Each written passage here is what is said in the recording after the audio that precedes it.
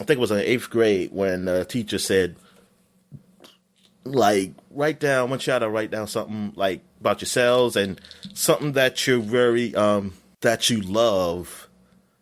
And I was just thinking about objects. Everybody in the damn class said a human being. Oh, man. I was the only one who said a PlayStation. I love lamb. Everybody said, and then I was erasing it. And the girl, I wasn't going to say it. So, oh, shit. I said, let me erase this. And then the girl's like, nah, you can't erase it. So he erasing his. And I was like, you got to be kidding me. You know what? I don't love you, you snitch. Get out of my face. He said, because she took my thing and saw it. He said, why are you going to put PlayStation? That's what the teacher said. You got to say what did you say? I said, I love my PlayStation. I said, I didn't think about it. I was like saying I love my Because I have a bad home life. Leave me alone. Leave me alone. You don't know my life. I was like, nobody going to say nothing. Nobody going to say like the love their dog at least. At least get right? Exactly. Nah, it was like I love my mom or my grandma. I was like, damn, y'all got the right mindset. I've been thinking about video games.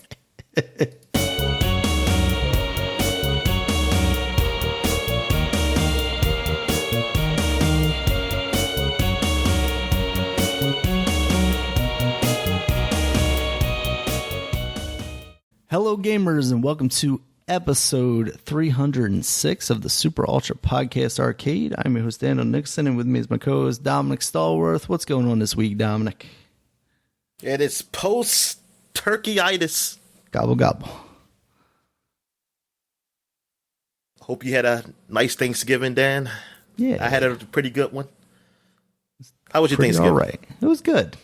Got together with a little bit of family. Not too much. You gotta socially distance, Dominic, but yeah, yeah, exactly. People I'm seeing every day anyway. People who are babysitting the kid, so not too much of a risk factor there. But yeah, just got together with family, ate some good such food. Such a liberal, following these rules. I was in a packed house of 20 people. Oh my god! I was joking. Nah, we were coughing all over each other. Just immediate family. Yeah, and. Sitting down, eating food, getting full. Yeah, it was great. And watching football, watching foosball. Well, first they were watching a bunch of Hallmark shit, so I had to watch the first football game upstairs, which that was not worth watching. I ended up stopping watching that. So maybe I was better off watching that Hallmark crap. But they produce some quality movies, Dominic. Yeah, world quality. They had. What was it? The Lions versus the Texans. Texans blew them out. What was it, like 41-17, I think it was? Or 25, maybe? I think, because theirs was higher, right? It was 41-17 for the other game, and I think 41-25 for them.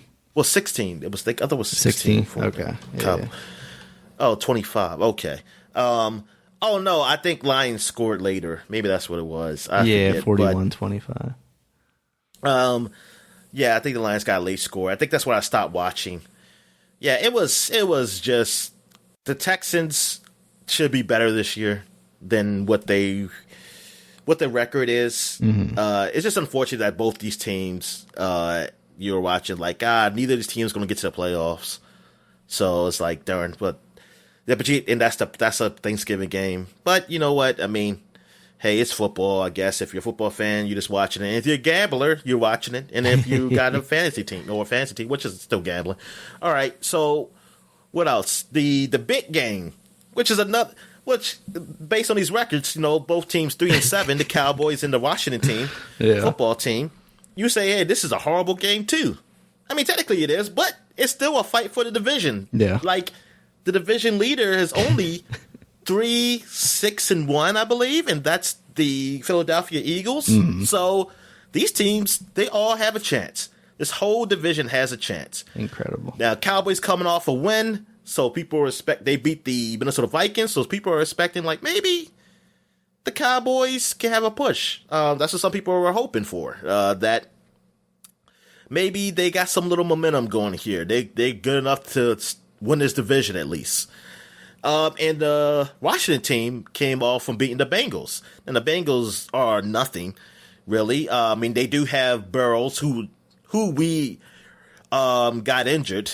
We injured him, unfortunately. I was like, darn, man, I like watching him. He's their future. So I hope he's out for the season, unfortunately, but hopefully he'll come back next year for that team. Plus, the Washington team has that great story, that great feel-good story of Alex Smith coming back from that major injury. And while he had endured since 2018, I forgot exactly what it was. I know he broke his leg, but like what exactly he break? But it was horrible. Then he had an infection, and then it's like he went through all this shit. And now he's back on the field. He's quarterbacking for us, and he's doing okay. He's doing okay. And so this is still a watchable game. So you're like, okay. And it's a rivalry, watchable game. But the way the game went, I mean, it started out okay at the beginning, like between both teams, but then Washington just ran away with it. Literally, like their running back, Gibson, a rookie. I think he got like 3 touchdowns this game. Yeah, he was just running all over the Cowboys. And then you had McLaurin, our wide receiver, was just catching balls. Thomas, our tight end. And McLaurin, I think he was the only wide receiver who's catching passes. Only wide receiver. I mean, we had a tight end catching, but like that man is great. I mean, he's great. And then it was he did a tackle because Alex Smith threw an interception. And the guy, McLaurin, he tackled the guy before he got a touchdown. And then the Cowboys didn't get a touchdown. They kicked a field goal, so it was worth it. See, that's why you finish every play. You play every play. Like, they could just easily, he could have been like, some of those people were just like, just forget it and just let him go. Now, he ran him down, and it made it worth it because the Redskins' defense was awesome this game. But then it's like, they were awesome this game. They were.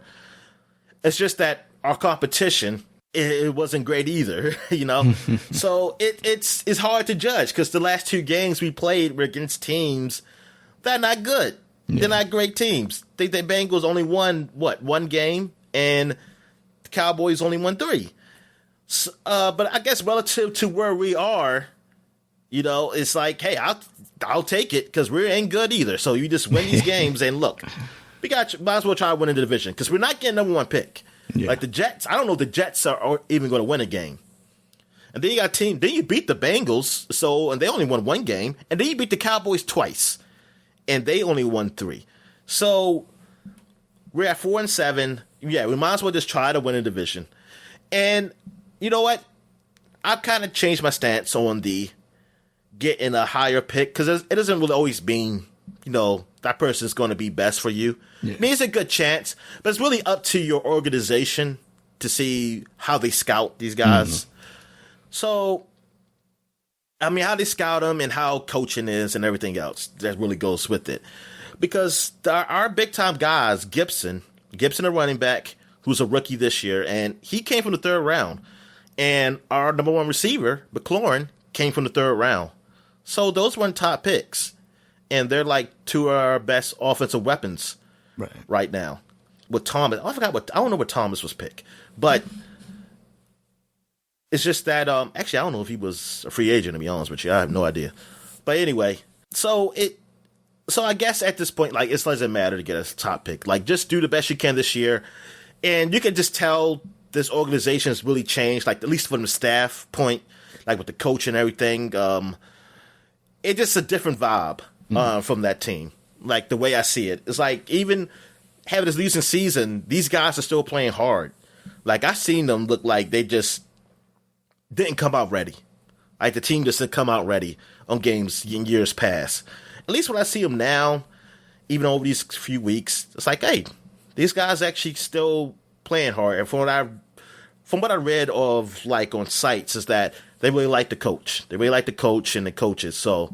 Good. These guys are, at least they're in a nice environment, and it's like good. I mean, it bodes well for the future. Also, another rookie on the defensive side, Chase Young, man, he's just doing great. He's doing great. Yeah, I'm curious what's the top rookie defensive players. Who is he? Will he be up there for possibly defensive rookie of the year? I'm not sure. I don't know the stats on that. Yeah, it's like, okay, it's just even if we don't make the playoffs, it's like I'm hopeful for the future of just seeing this team do well, and the future where we can have a name, for the team. That's why I'm hopeful for that too. Or I'm just saying, like I said, if we win a Super Bowl, if by some miracle we win a Super Bowl this year, don't ever give us a name. You keep that the football team, like the Washington football team. That's what we're going to be. I think that's about it. I watched some Prep and Landing on Disney Plus. That was a TV show, like a Christmas special. Oh, okay. That came. Oh, okay. Are they elves? Yeah, the elves, and by basically, I don't think it says Pixar, but it is directed by Lasseter. Oh, okay. Yeah, it was good. I mean, I've seen it before, but I just watched it with the family. Mm-hmm. And you know what? Why I'm saying that'll be what we've been watching. I was just talking about Thanksgiving though, but okay, all right, my fault. Figure you were smoothly transitioning down. But no, did you do anything else special on Thanksgiving? No, it was just getting together. Yeah, y'all don't do like play football before eating or something like flag there's football with the usually families. Like games of cards or something going on. The younger people there usually want to do something like that. There was some bananagrams going on before dinner and some, I want to say, scattergories or something like that after dinner. Oh, okay. Oh, yeah, that's what. Yeah, me and my sister was playing Uno Attack. Oh, nice. You know what that is? Yeah. Oh, okay. That's the one. Is that the one with the little shooty thing? Yeah, it shoots the cards at you. Yeah, I mean, because we had that when we were younger for Christmas, Uno Attack. And, of course, it looks a little different now. Yeah. But, yeah, it still does the same thing. Probably works better now, too. Yeah, maybe. Maybe. I don't know. Yeah. I mean, some things usually work worse sometimes. That's true. Build quality has gone sharply down, don't it? Definitely. All right, so I guess we go to what we've been watching. So I always said one thing. So I'll say the other thing I was watching. I was checking out this old show that used to come on Comedy Central called Dr. Katz. Yeah. Whereas a psychiatrist who basically all his patients are comedians. Mm-hmm. And they usually do something from the stand-up. Like I saw Ray Romano. He was on there for a few episodes. Yeah. Dave Chappelle was up there. Other people, I remember Dennis Leary. I heard one Dennis Leary up there. I mean, there's other people too. I don't know their names, but they are comedians. And it's usually like they're usually like doing a piece of the stand-up while they're there. I didn't watch this show when I was younger. I didn't understand it. I didn't really get it. Me neither. So I didn't bother with it. But then I just got reminded of it because I was watching an old South Park, and Dr. Katz was on an episode where Mr. Garrison was on the couch talking about his problem because he lost Mr. Hat. He lost the hat and stuff like that, and basically telling him that he's gay, and that's when Garrison was in denial about being gay. But now it's like, you know what, I'm gonna check this show out, man. I said, because now I know I didn't like it when I was younger, but what is it? What is this damn show? So yeah, it is actually pretty funny. It's pretty funny. His son is played by the guy from Bob's Burgers, who speaks for Bob's Burgers, and McGurk on Home Movies. And his secretary is a Silverman. Sarah Silverman's sister. They said Laura. Oh, okay. Laura. I forget. But I know it's his sister. Her older sister talks for the secretary. And she's just so, like, she's kind of a bitch. But no, she's just like, she's just not into it. She's always annoyed. She's always annoyed by, especially the son. Well, I don't blame her for being annoyed by the son. Because he's always just trying to flirt with her. Yeah, and he's just always just bothering her. But she'd be annoyed by him, too, sometimes, not the cats. Mm-hmm. But no, the show is funny. It's pretty funny. So I was like, okay. So I see why. Cause I saw some things. Hey, this show's a funny show. I was like, is it really that funny? Let me go see. I said, okay. I just wonder why it's not on like not Netflix at least, but I think at least on like or Comedy something. Central streaming something or other. Yeah, I mean, I haven't gone up there, but it's not. It's not up there. Possibly, it's probably not. I also remember when I have gone up there years past. It seems like that show, like, it's almost like it's out of existence. But that's why the early shows. Yeah, of course, people have it posted on YouTube, but I'm sure that's Yeah, and you can buy the complete series on DVD for $73. DVD. Good Lord. Who the hell does that? Well, I thought it was going to be Amazon streaming, and then it's DVD. Nope. $75 too. That's nowhere. I wonder why. I wonder some legal thing. Maybe it's something they... Yeah, maybe because just they have so many comics and all their stand-up is like, licensed to other people or something. Yeah, or owned by other people, I guess. But yeah, I was just watching some of those episodes. So, what you been watching? Well, I've watched something else too, but it's something that Dan watched. So, what you been watching? So I signed up for Apple TV Plus on Thanksgiving morning just to watch some stuff while I was hanging around the house before we went to dinner.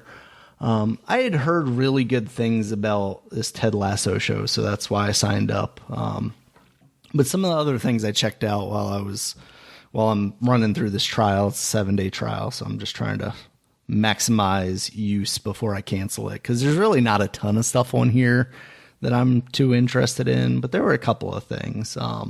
One is the Central Park cartoon. It's made by the guys who did Bob's Burger, and it looks exactly like Bob's Burger. It has that exact same art style, except it's more musical. Like Bob's Burger has those songs in there from time to time, but this is mostly musical mixed with a little plot, driven stuff. Question. Yes. You said made by guys that did Bob's Burgers. Is it anybody from King of the Hill too? I don't know. I'm not sure. Because my sister said King of the Hill, and I was like, I could have sworn it was Bob's Burgers. Apparently, a former King of the Hill writer, Sanjay Shah, and former The Office writer, Halston Sullivan, serve as the series showrunners. Oh, okay. So, yeah, one of the writers from King of the Hill, apparently.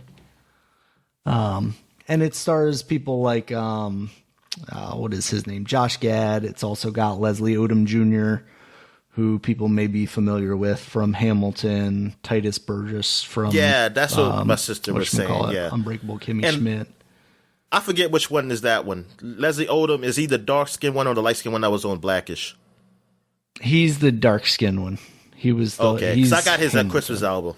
Yeah. And then Daveed Diggs is also on there. He's the light-skinned one that was on Blackish. Yeah. I heard about that. Yeah, so, I mean, they have, very good voices on here for people that are, singing all the time. I just watched the first episode so far. It was cute, but it wasn't great. Nothing that really made me want to say, like, oh, I'm going to put on the next episode immediately. It's not a Bob's Burgers. No, I don't think it's kind of up to that. Now, again, I'll give it more of a chance just because I've still got a couple of days in this free trial. And the other one I watched hasn't really, necessarily sucked me in the way that maybe Ted Lasso has either. So yeah, I'll check it out some more, but it's kind of, slow start so far. The other one I watched is Mythic Quest. Now, that is the one, I think it was Ubisoft's press conference. Yeah, at E3 it was one Ubisoft. year. Yeah, and it makes sense because, like, when they showed, like, in-game footage from this game, it's about a group of developers behind an MMORPG. A lot of the stuff very much looks like it was taken out of like an Assassin's Creed or For Honor and maybe skinned slightly differently. But one of the transitions they use the game footage as transitions a lot of the time. And one of them is just like a dude jumping into a hay bale from a very high point in the very like Christ-like arms out kind of pose that you see in Assassin's Creed all the time. And this stars the guy from Always Sunny in Philadelphia, Mac. I can't remember what his name is. Also has Daniel Pudi, who was Abed on Community. He's kind of like the financial guy. He's the one that's always trying to push microtransactions into the game. Oh, okay. And then there's like a woman who's like the dev team head, and an older guy who's like this famed sci-fi writer that they hired as like the writer of the game. So there are all these like kind of different personality types, and also like different roles that you can, you know, kind of add your little stereotypical, like, oh, you know, this guy's the finance guy, so he wants microtransactions, and this woman's the developer, so she, or like programmer type person, so she wants to get like the background stuff going really well. And like the guy Mac plays a guy Ian because he's like the game writer, producer, not producer. He's like the visionary behind the game, right? So he's like the creative. So like Ian instead of Ian, even though his name is spelled Ian, but he's like, ooh, pretentious kind of. Yeah. Yeah. And then like is it the first episode or the second episode? Like the programmer woman's like, we're doing this expansion. I've added this whole mechanic about how you can shovel. And he's like, oh, it's not working for me. I'm going to turn it into a weapon. And then he's like, you know, like trying to mocap, like assassinating people with a shovel. And then one of the episodes they're talking about like, oh, Nazis have infiltrated the game. Like it's the #1 game for white supremacists. So he's like, all right, so what we're going to do is we're going to draw them out by like putting a Nazi salute in there, but we're going to say it, you know, is a glitch or something like that. But the people who are using it are going to, you know, come out and do this. And then they end up, and the programmer woman's like, no, we'll have a peaceful protest and we'll do this and that.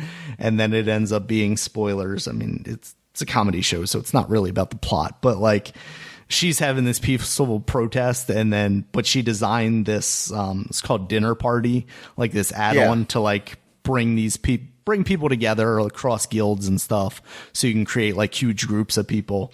So she uses it to create like a peaceful protest, and then all the Nazis that are in the game used it to create like an attack party, basically.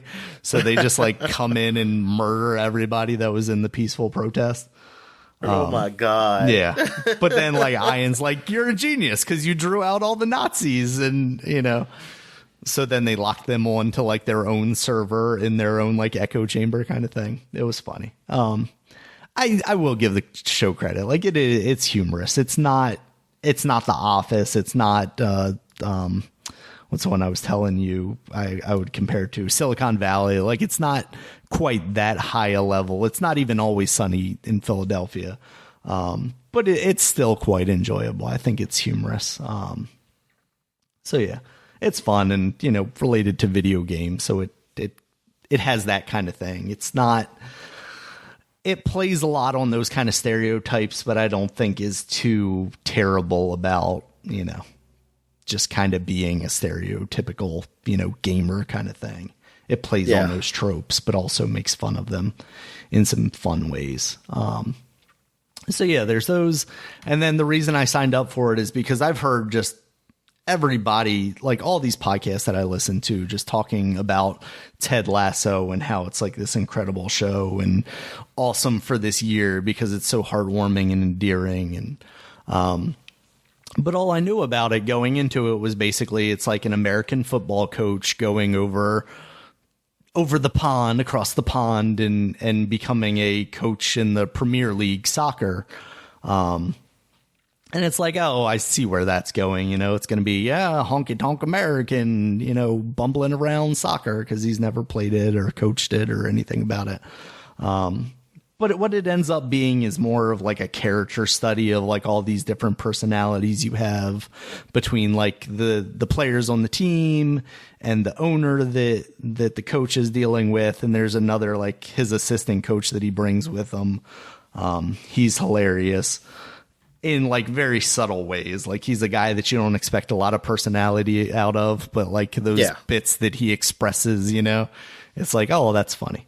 But it really is. It's sweet to the point that it's almost saccharine. Like Ted being the main character, like he's very upbeat, very positive, all about bringing people up, basically. Like, he's telling the reporters and stuff, because, you know, he's dealing with like the famously terrible to deal with, like, British paparazzi and stuff like that. And he's like, you know, I don't really care if we win or lose, but I just want these guys to be better people and a better team at the end of the day. And, you know, that's kind of what he's striving for. All while you still do have some of those tropes of like, yeehaw, American cowboy guy coming into Britain and kind of messing that stuff up. But it's not too heavy-handed in that stuff. It's almost more heavy-handed in the other direction. Like, it really is like so sweet. It's uplifting. All these characters who, even like the ones you think are like assholes at the beginning of the season, like they all kind of have character progression in some way and grow as people. And it really is just, I highly recommend it. It's really enjoyable. And for people who are having like a rough year this year and kind of down in the dumps, it's a show that is uplifting in a lot of ways, that it's extremely enjoyable. So yeah, that's cool. Highly recommend. If you have a free trial for Apple TV, then check that out.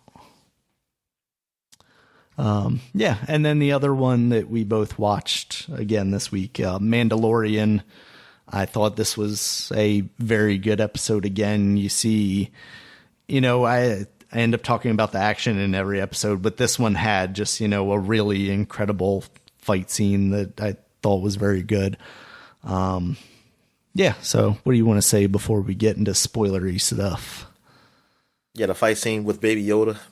Yeah, that was good. Never thought he would tear someone's head off, but you know. It was a good episode. It was a good episode.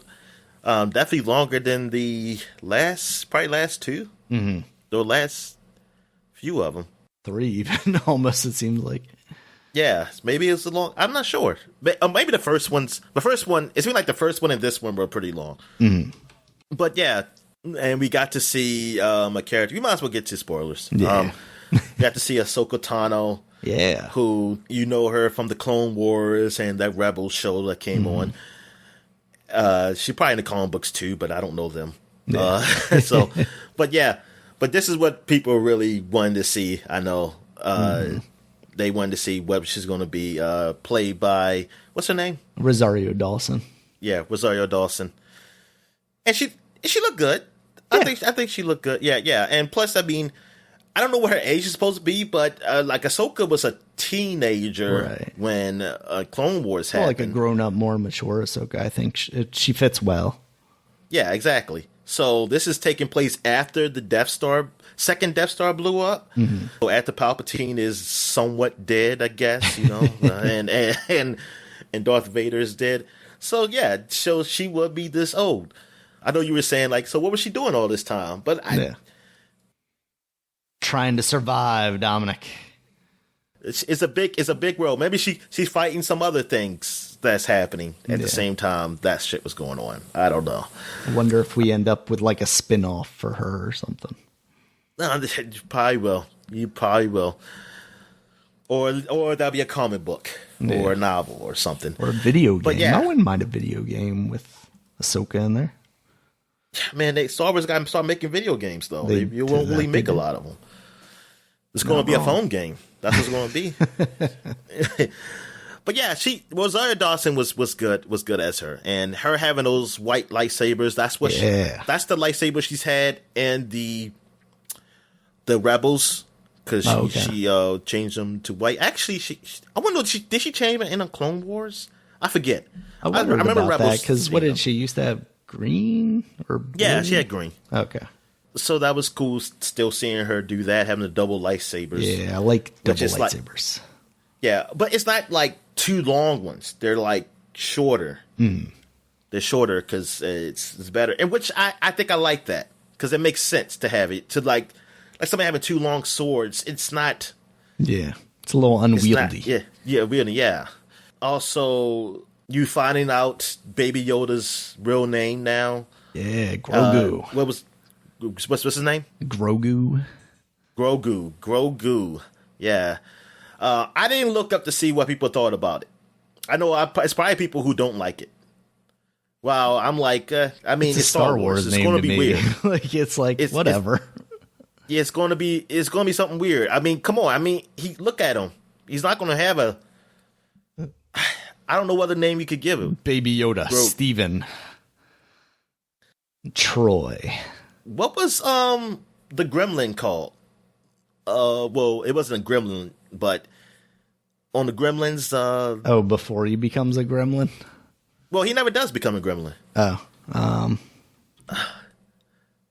forgot what the names were. I can vision it, but I can't think of his name. Damn it! Gizmo, oh my god! Gadget, Gizmo. Yeah. Gizmo. Yes, that's cute as Gizmo. Maybe they should have called him that. They should call him Gizmo. But yeah. So you got his name, and he was there.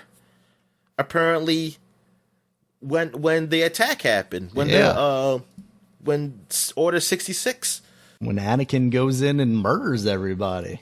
Now I want to go back and see, is there a little Baby Yoda somewhere in there? Are they gonna add that to the remakes of the prequels now? Now I want to know how this species works. Like, he's still a baby even at 50, and like he was like, when does he talk? Yeah, when does he start talking? Maybe he's just so traumatized that he's never going to talk. Yeah, because it's supposed to be like a lot of trauma, because there's a lot of darkness. Like, he don't remember. Yeah. In between what happened, and Ahsoka not wanting to train him. I kind of knew something was going to happen. I was like, he's not going to just leave him with her. Oh, They're not going to just stop that. I just want to know what happens. I just wonder if we see Ahsoka again, or if that was just like a one-time thing. But the way Ahsoka talks about that general, I'm like, we got to. Or is that her General other Thrawn? Yeah, General Thrawn, which is from Rebels, and I just saw him. Like, I'm watching that series now, and I just came to episode, like a couple episodes I've seen him in. He's like very calm, but look, one time he did get a little angry, and like it's almost like he's trying to keep himself calm or something. I guess maybe he has an anger issue, but yeah, so he's still alive, and that takes place before Luke and everything. So that is interesting. Like, where was he at when the whole thing was going down with the Empire? Yeah, because I wonder, because there's so much like material about him in like books and stuff that I think originally it got taken out as far as like Disney acquiring them, and then this not being canon anymore, and then I think they've done new books since then about him. So I'm like very interested in like where this all fits in the timeline, and like why he wasn't a bigger player when Darth Vader's around and stuff like that. Yeah. I want you taking my shine. I don't want to take. That's what Darth Vader said. I don't want to take my shine. Get Send him to some like off-rim planet or something. Or was he trying to take over or something, and then they stopped him? Yeah. Yeah. So what's Baby Yoda's future too? That's what I really want to know. Is it because at some point it's going to get to a point where when he goes to that mountain or whatever, because he's supposed to go to this Jedi temple and put on top of the mountain, and to see if he's willing to learn more about the Force, I guess. If he's not, then I guess he's just going to be his buddy, right? Yeah. He's just going to be his buddy, just around. Or if he doesn't learn more about the Force, he's going to train with some other Jedi. Yeah, Luke going to train him. I don't know. Part of me is like, I could see them doing that because they've already basically brought up like midichlorians and stuff, so they're not afraid of just like tying this in the most absurd ways to those original movies. But at the same time, like, when you start like introducing Luke into this, like, I feel like then you're really just like shooting the movies in the foot. Like, how come the most interesting part of Star Wars you don't talk about? Because that's what the Mandalorian now is. Yeah, like it's like I can't picture that. I mean, unless you telling me the Grago disappeared or something. Like if he does train with Luke, where was he? Right. What happened to him? How come he's not the last Jedi? How come we got stuck with Rey? So I almost have a feeling that it's not going to go down. He's not going to become a Jedi or something. I almost feel like maybe he don't become a Jedi, or he'll use the Force. He won't become a Jedi in the sense of like a Jedi, but he will be a Force wielder though. Or he's been training all these years, and he's going to reemerge as the dark side who has to fight against Rey. Oh, okay. And then everybody's going to turn on Rey because even though he's the bad guy, people are going to root for him because he's still going to be so cute and tiny. So maybe he could go dark side.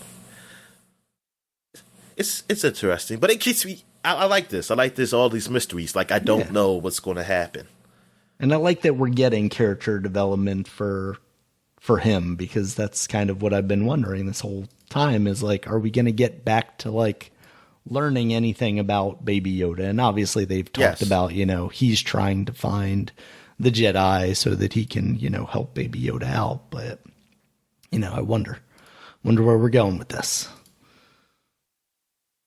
Yep. This series is good. This is like you said, and we've been saying for a while, this is like the best thing from Star Wars since Disney has picked up this license. And they've got so many this IP, I should say, strands to follow. Like they have, all this stuff about. Excuse me. They've got all that stuff about General Thrawn now. They've got Ahsoka in there. They've got the clone stuff. Excuse me.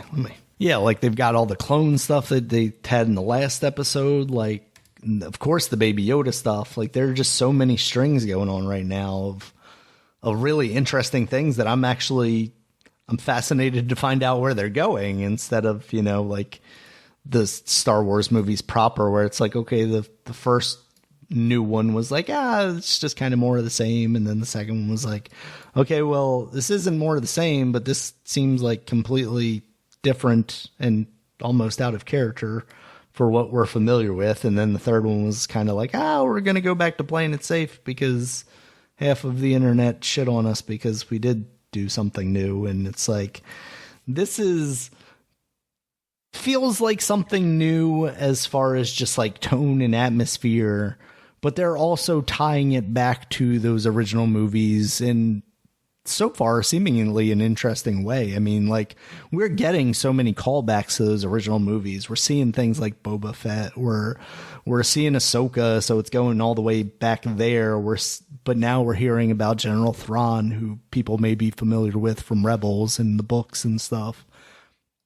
So they're doing all that kind of fan servicey stuff while not just doing it for fan servicey sake. It feels like I think they're doing it in a proper way, and they just have everything. Like I was thinking I was going to never see really a lightsaber. Mm-hmm. I mean, I didn't think I was never going to see one, but I didn't think I'll see one this soon. To be honest with you, and see like a full on fight with one, and even like the opening with Ahsoka and just her like murdering people in the woods, like that was pretty cool. Yeah. So I thought when he was taking Grago to Ahsoka, I was thinking she was going to say, I figured she was going to say no, but I thought she'd say because she wasn't a Jedi, because technically I know at one point she did leave saying she's not a Jedi no more, because she left the order. The order. I thought she was going to say something along those lines. Interesting. Well, she left the order because there was too many secrets and things of that nature, and people thought she was part of some plot. Somebody had framed her, but they didn't. She was like, they don't trust her, so she had left. That was how she left on the Clone Wars. Okay. Yeah, this just makes me want to go back and look at all that stuff. Go back and check out Rebels. You gotta skip the Jar Jar Binks episodes. Skip those. You tell me that, and then like 2 episodes from now, we're gonna see like Jar Jar's distant relative or something, and we're going to find out that he's extremely important to the plot. And it was like Palpatine. We're going to get a comedy episode where we find out that Snoke is actually Palpatine's clone, but like Jar Jar like jerked off into the vat or something like that. And that's how you got Snoke. All right. So I guess we're getting to what we've been playing. So what you been playing, man? So I've just been playing more Control. I was trying to balance between like getting as far as I could in Control on the Amazon Luna service so I could, get the most out of that. And I didn't think I was going to beat the game. So like part of me was like, I'm going to play a decent amount of this to get a real feel for it. But I'm also going to try and not get that far. I didn't actively try and not get that far, but I just didn't play it as much as I wanted to. So that, if I have to start over somewhere else, I can, not be playing half the game or something like that. So I got to the first boss. I beat him. That was a pretty cool fight. It's a lot of like I got telepathy. So I was able to pick up objects and throw them at him and stuff like that.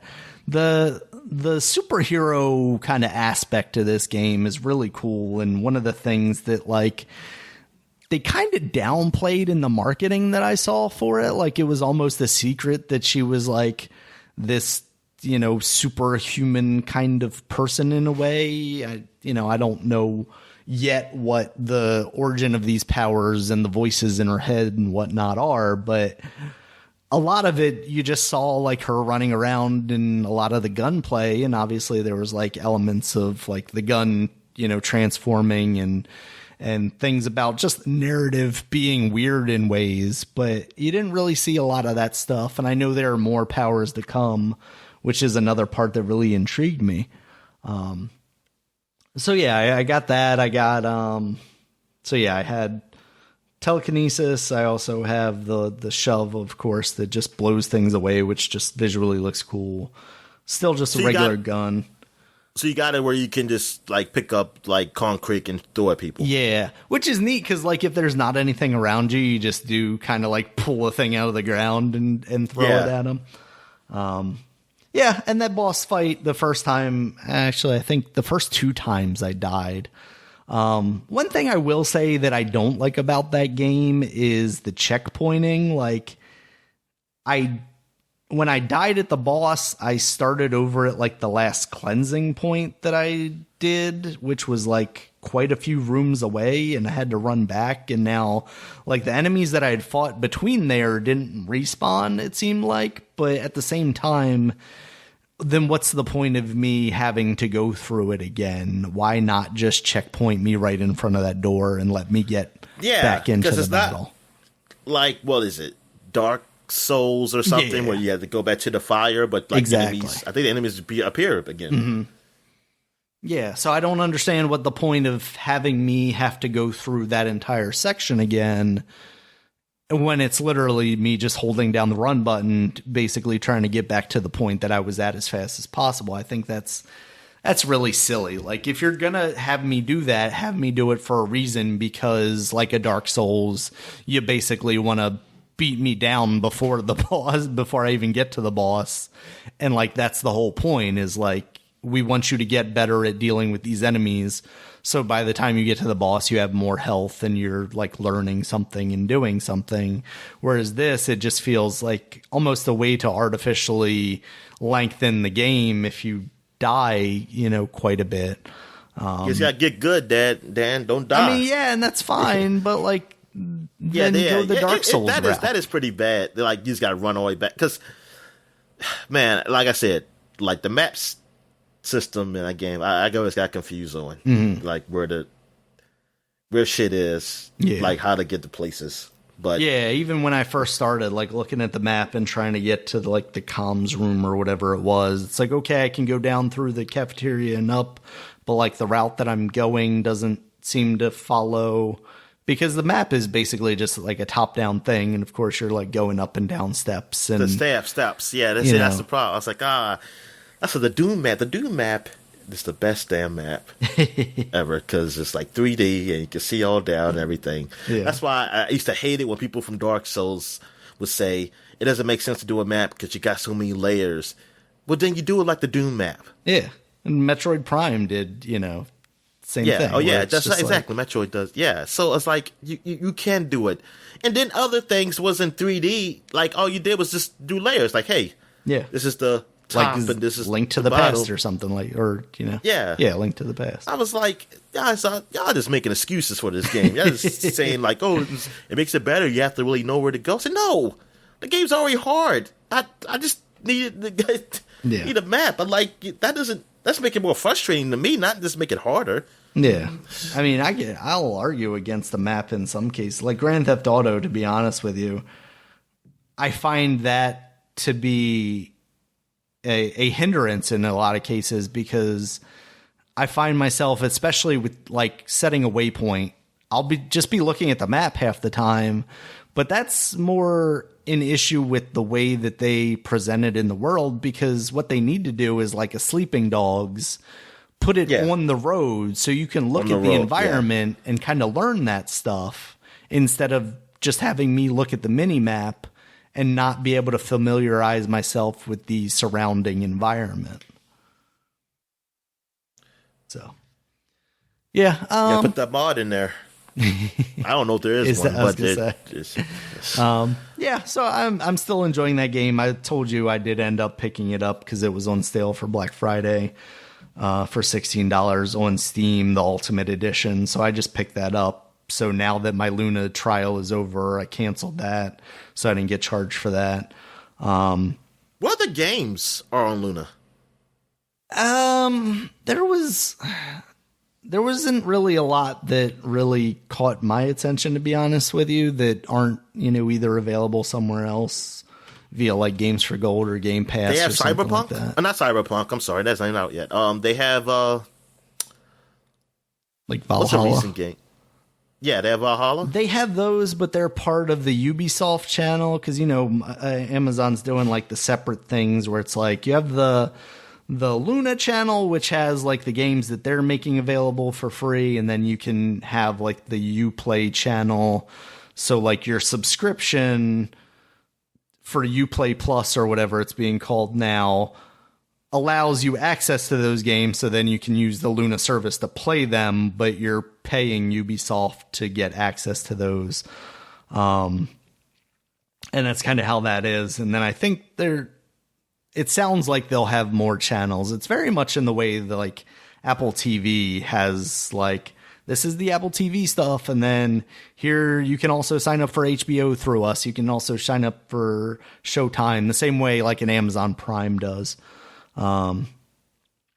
Yeah. And I will say, I didn't mention it while we're watching, but the Apple TV app on the Xbox One is a little clumsy. It's a little cumbersome. Like they don't really have like a proper queue. It's like a up next thing. So like it just adds it to the list of things that will pop up as like, hey, do you want to autoplay this after you finish a thing? Now it'll do the whole series before you then go to the next thing. But there's just not like a real nice place for you to just go, here's the things that I've been watching and I'm going to come back to this and watch that. Oh, okay. It is pretty in the way that Apple things get on that, or Apple, one of exactly. them. Don't let them put this garbage on your service. Yeah. And it is weird just having like an Apple product on my Microsoft product. That's why I thought for so long, like I guess Apple TV wasn't on there until relatively recently, right? Yeah, that was recent. That was like the beginning of November even. But I also didn't realize that, it had been on other things. Like I thought it was going to be a thing that was, exclusive to Apple TV, which, I'm glad it isn't, because that's like just shooting yourself in the foot twice. Like you're already making it hard for people to get Apple TV Plus because, there might not be a lot of things that they want on there, but then you're creating another barrier of like, oh, you can only watch it on like a Mac or an Apple TV or something like that. Yeah, exactly. So yeah. So I'm going to get back to playing Control sometime this week. I was telling you, I'm gonna try and speed run basically the stuff that I've done up to the first boss, because I've done all that stuff on Luna, and unfortunately my save is not going to be something that carries over. So we'll see how that goes, and I'll be able to compare and see how it looks on my computer locally versus Luna. Maybe I'll realize I have made a grave mistake. But we'll see, because I even cleared out space on my SSD so I can run it off of there to compare load times and see how it runs. So, all right, Dominic, what have you been playing this week? All right, so I've been playing some more Doom Eternal. Nice. I fought a boss, and that he was pretty tough. And I'm playing on the easiest one, easiest difficulty. What kind of monster was he? What did he look like? He was like a giant, devilish looking monster with some horns. Oh, okay. And he had this mace he had a mace and like the shield. The shield, you only can really shoot him with the shield eyes, because it has a face on the shield. If its eyes are green. Interesting. You know that an opening is going to happen where you can shoot. Mm-hmm. But then he's usually have the shield up and it blocks all your shots. And yeah, it was cool though. And then eventually he got it to where he'll block you off and shoot it's like almost like a jump rope, like a waves of energy, and you have to jump over them or not jump, because it'd be up and you don't want to, gotta kind of duck down. That sounds cool. Yeah, it was fun. It was fun. And like, that was that whole stage really. I was just walking through this area, like you get this locations where it looks like this is how you became who you are. This is where you trained to be who you are or something. Oh, okay. Like, I don't know the lore, man, but the lore is in the game though. I don't read them. But it's like he was remembering things from his past. As he went to kill one of the hell priests, because you're killing all the hell priests for reasons that I don't know. Like, I literally don't know why I'm doing what the hell I'm doing. Yeah. I mean, I guess. And then I'm gonna kill that queen lady I always see. But the game's fun as hell. I mean, I still like the weapons, man. But I'm just running out of ammo so fast. Like, some of the nice guns, like what's it called? It's the BFG or something. Yeah. What's that gun called? Yeah. So, like, I only get like 2 bullets, man, and then it's all gone because it's so powerful. And then that chain gun, it's like, man, those bullets just go fast. Even though I upgrade ammo. Yeah, and even though I upgrade ammo to have more ammo, it feels like I'm still just running out fast as hell. But I mean, they make it so that you can get ammo all the time, though. Like, you have to keep chainsawing people. I guess that's the way to keep it moving. Like, they don't want you to sit down like just with one weapon and like, hey, I'm just going to just keep using this all the time and sit back and do this. They want you to keep moving around and having to switch weapons and changing your strategy, I guess. And you know what? That works. That works. I was like, I'm not really getting frustrated with missing ammo. It's just that when I want to just like blow shit away, it's like I have to really manage. Like, hey, when do I want to use this? Like, if I'm really in trouble or something, I guess. And still, you gotta the rockets. Even though I know that they, you can hurt yourself. There's collateral damage. You shoot a rocket right near you, but I still be using it because I keep forgetting. Because I'd be like, oh no, I gotta kill these guys, and then I don't switch to another gun. I just shoot a rocket, and then next thing you know, I'm dead. That's like, oh crap. But yeah, the game it's still fun as hell. It's probably of all the games I played this year that came out this year, it's probably the best one. I mean, I really played that many games that came out this year though. But then again, I played Avengers, which is definitely better than Avengers. Yeah, I played Kakarot. Dragon Ball Z Kakarot is better than that. Which we realized last week came out this year. I played... What else did I play? What other games did I play this year that came out this year? Black Spider-Man? Well, I don't know. I said Black Spider-Man. I mean, Spider-Man Miles Morales. Well, okay. I mean, that's the closest thing. And I'll just go right into that. I played some more Miles Morales. I mean, I haven't completed it yet. I'm still doing. It's a lot of extra missions because some more just opened up. I just did a story mission, and now I've got some more extra missions going on. Some Prowler side quests you got going on here, and I was like, God damn! I said, Jesus, I still got these other side quests I gotta do. So I was like, I'm thinking, like, man, this is. I don't know. I think there's a good amount of game here. I think it's a good amount of game here. I mean, we'll see at my final time, because I haven't left the game one or anything too long, so I can really, my final time should be all right.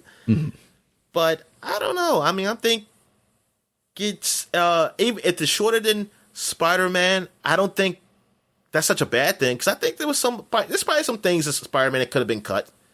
The original Spider-Man. Yeah, I think there's like some of those extra missions that didn't have to be there. Those not training missions. Whatever they could have. I guess they could have cut some of that out, and it still would have been a fine game. I'm not saying like they should have. I'm just saying that if they did, it still would have felt like a full game. I think they really stretched it out, or like those secret pictures. Like if they would have took all those shits out, the game still would have been fine. Yeah. So I mean, I don't know. Right now, it seems like this game it doesn't feel like it was like, oh, it's good, but it's definitely not worth $50. I don't know. It may be. But anyway, yeah, I'm still going through the story with that. I don't know. I didn't look at my percent to see how close I am to completion, but the story is definitely interesting, and I feel like I see where it's kind of going to go. Also, what else? I'm trying to think. Did anything do anything else special in the game? I'm trying not to spoil anything, so it's really not that I can really talk about. Okay. Yeah, without really spoiling it. All right, so let me move on. I finally beat Trails, the Trails on PSP, the second game, and it was an alright ending. It wasn't that great. It was okay. It kind of ended abruptly. I thought it was going to be like an epilogue where you can go around town and see how the townspeople are doing something. But it is kind of a setup, like how everything collides with the storyline of Cold Steel, what's going on. So I do like that. So I know at the end of Cold Steel 2, you do end up going to that town, like as you see those characters. And so now that I got to play with them, now I kind of see why did that happen? Like why that situation it is where it is. But yeah, the game overall was good. The story was pretty good. I still like Trails in the Sky the best story between these two series. Than the Trails on PSP. I like Trails in the Sky better still than this one, but this was a good in between story between Trails in the Sky and Trails of Cold Steel.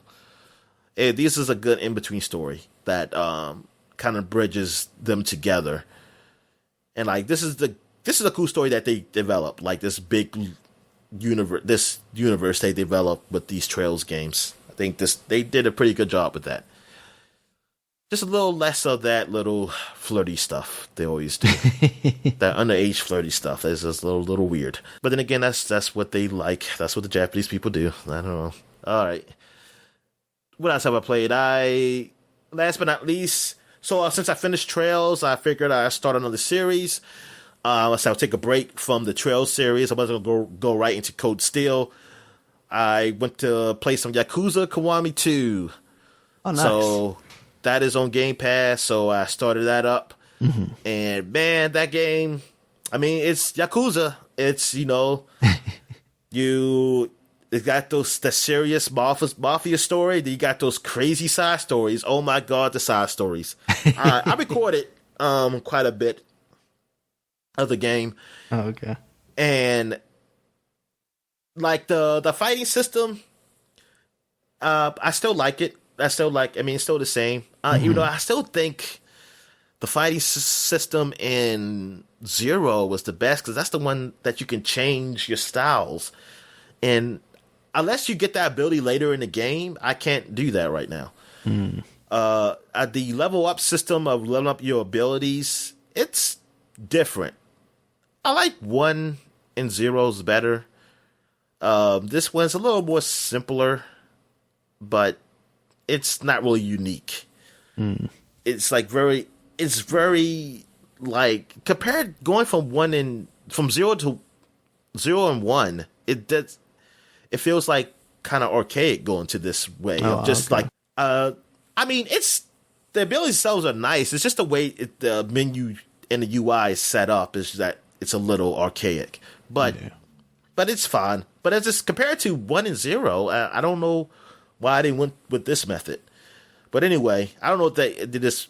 Was that part of the original Yakuza 2? Because I think that one never did come to US. Or did it? I forget. No, Yakuza 1 did.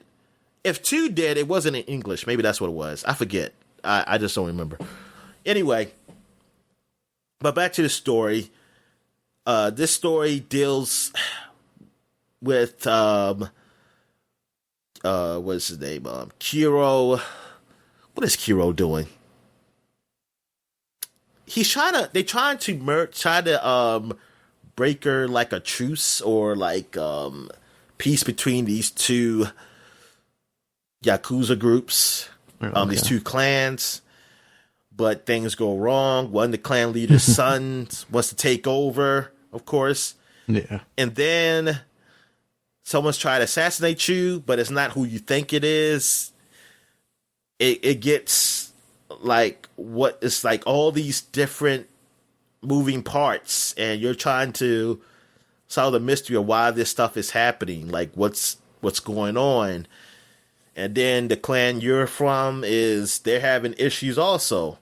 And also one of the clans have their own separate little groups too. And one of those groups within your clan was a part of the guy you killed from the last game. So they still have something against you because of that. Right. Even though they know that the reason why you killed them, but they still said, hey, they have feelings towards that ending, what happened. So they're on the verge of leaving. Like they said they're not going to help, but it looks like, but they need them because they're like the biggest of the groups within that clan. They have the most soldiers. Mm-hmm. So that's what's going on with that. But the side stories, oh my God, there was one side story where like I helped this guy, he was getting beat up by these Yakuza guys. And I beat up the Yakuza guys, and then the Yakuza guy's boss came. So he was like, hey, I want to apologize for my guys. I said, hey, look, go to this nice place, man. You'll like it here. The girls are great here, and something like that. So I go there. And then girl asked me a question. Do you want the bottle or the boob? And I was like, what? She want the bottle or the boob? And she was trying to feed. Like, I was like, I don't know what this is. And I was like, that's what I chose. You could have said boob. I said, I didn't know what this is. Somebody's kink. That's what it is. And then she like, come on, baby. So you got to put on your diaper. I said, what? I said, then the guy, he started leaving out. But then he knocked the wall down, because I guess it's one of those cheap Asian walls, that you can just tear through. And right. and then you saw the other room with all these grown-ass men in diapers. Of course. Crawling around. And then you see the boss, like, go, stuff like doing that. He said, hey, you said you enjoying yourself, man? I said, what? I ain't doing this. And I was like, this is something y'all into. And then he gets all mad.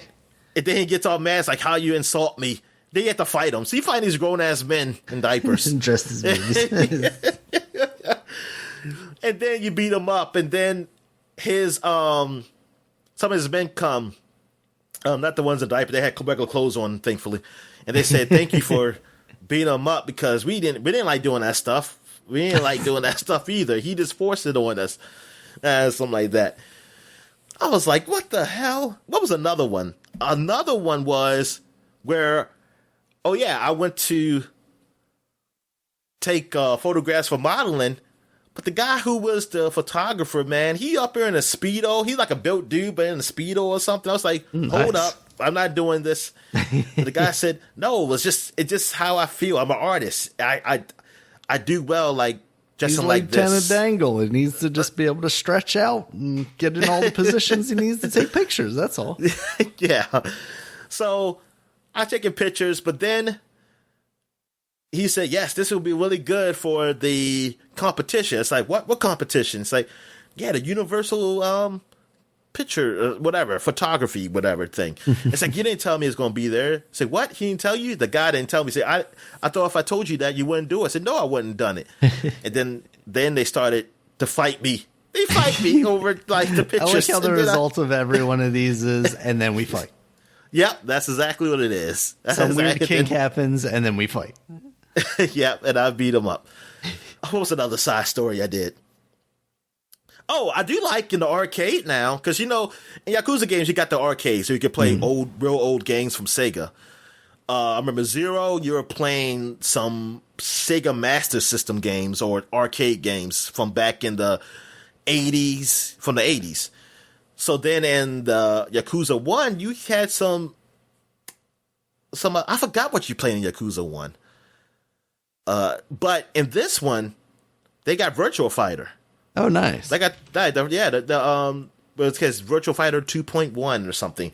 And I remember this game because I remember I went to a summer camp back when I was between 6th and 7th grade, in the summer of, 97. And it was like a summer sports camp. And they had a Sega Saturn there. And man, they were these camp people, like, they had a system where you can get stickers. You have to pay for these stickers. And then you can use those stickers for certain activities. So you have to use the stickers to play the Sega Saturn or something like that. It's like, oh, you really just trying to get us, like, to pay for the shit? And they did. They did get us to do that. Because, and I remember they would have Virtual Fighter up there. Like, that was basically the only game I really seen up there was Virtual Fighter. Because I think that was the 3-pack. I think it was Sega Saturn had the 3-pack when it was like Virtual Fighter, a racing game, and something else. I forgot what it was. It was Daytona, Virtual Fighter, and something else. But anyway, everybody was playing Virtual Fighter, and it was these two guys who were like the best at it. It was one of the counselors, one of the older guys, and he was like a foreigner. I don't know where they were from. What language did they speak? God darn. Were they like a U.S. They were Australian. USSR or something? Were they from a communist country? I don't know. Might have been. They might have been, because they look like regular white dudes. Yeah. But you could tell one of them had an accent. Another one seemed like he had a big accent, but he spoke their language. They were training us. Oh my God, they would train us to be a part of their communist army, Daniel. But anyway, but yeah, he was real good. I think he always played with Wolf. He either played with Wolf or the Japanese. I say Japanese. God damn, I think a lot of them were Japanese. I think it was the Chinese guy though. I don't know. The one who's wearing all the word I'm looking for. It's like more of a cultural outfit or something. Oh, okay. I forget which one, because it was another dude, a younger dude who was really good. They would always play against each other. They would just beat everybody in that game. But yeah, so I was playing that because that was a mini game too. I had to get past round 3.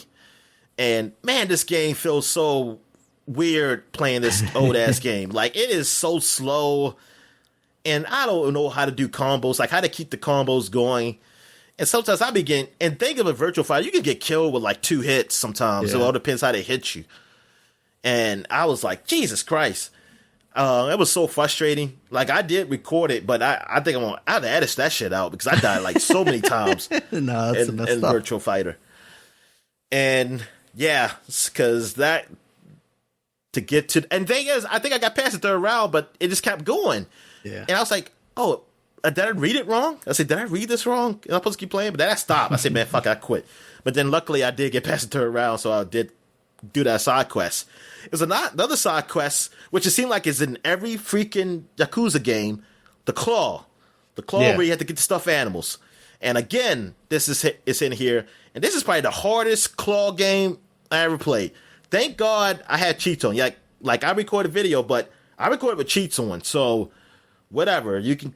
Anybody got something against it? Sorry, not sorry, because I didn't want to get frustrated with this game. And plus, with the claw, I mean, there's no cheat for this, but the thing is, what I did was I sped up the time. I sped it to make it faster because it's so slow. So it's so slow trying to get it, and then you miss it, and then you gotta wait till the claw to all come back, just like in real life. So I I sped up the time, and I was like, man, the hell with this. So things can move a little faster here, but it still was taking a long time for me to pick up those stuffed animals. I mean, good God, that was hell, because it's not like a whole bunch of them. It's just a few of them in there. So you really got to get it in good position. And I never got to a point where the claw actually picked it up. It's mostly I knocked it in. The claw knocked it into the hole, you know. That's the only way I can get it down the hole. And I was like, God damn, doing these mini games. What other I know other crazy shit happened. What else I did?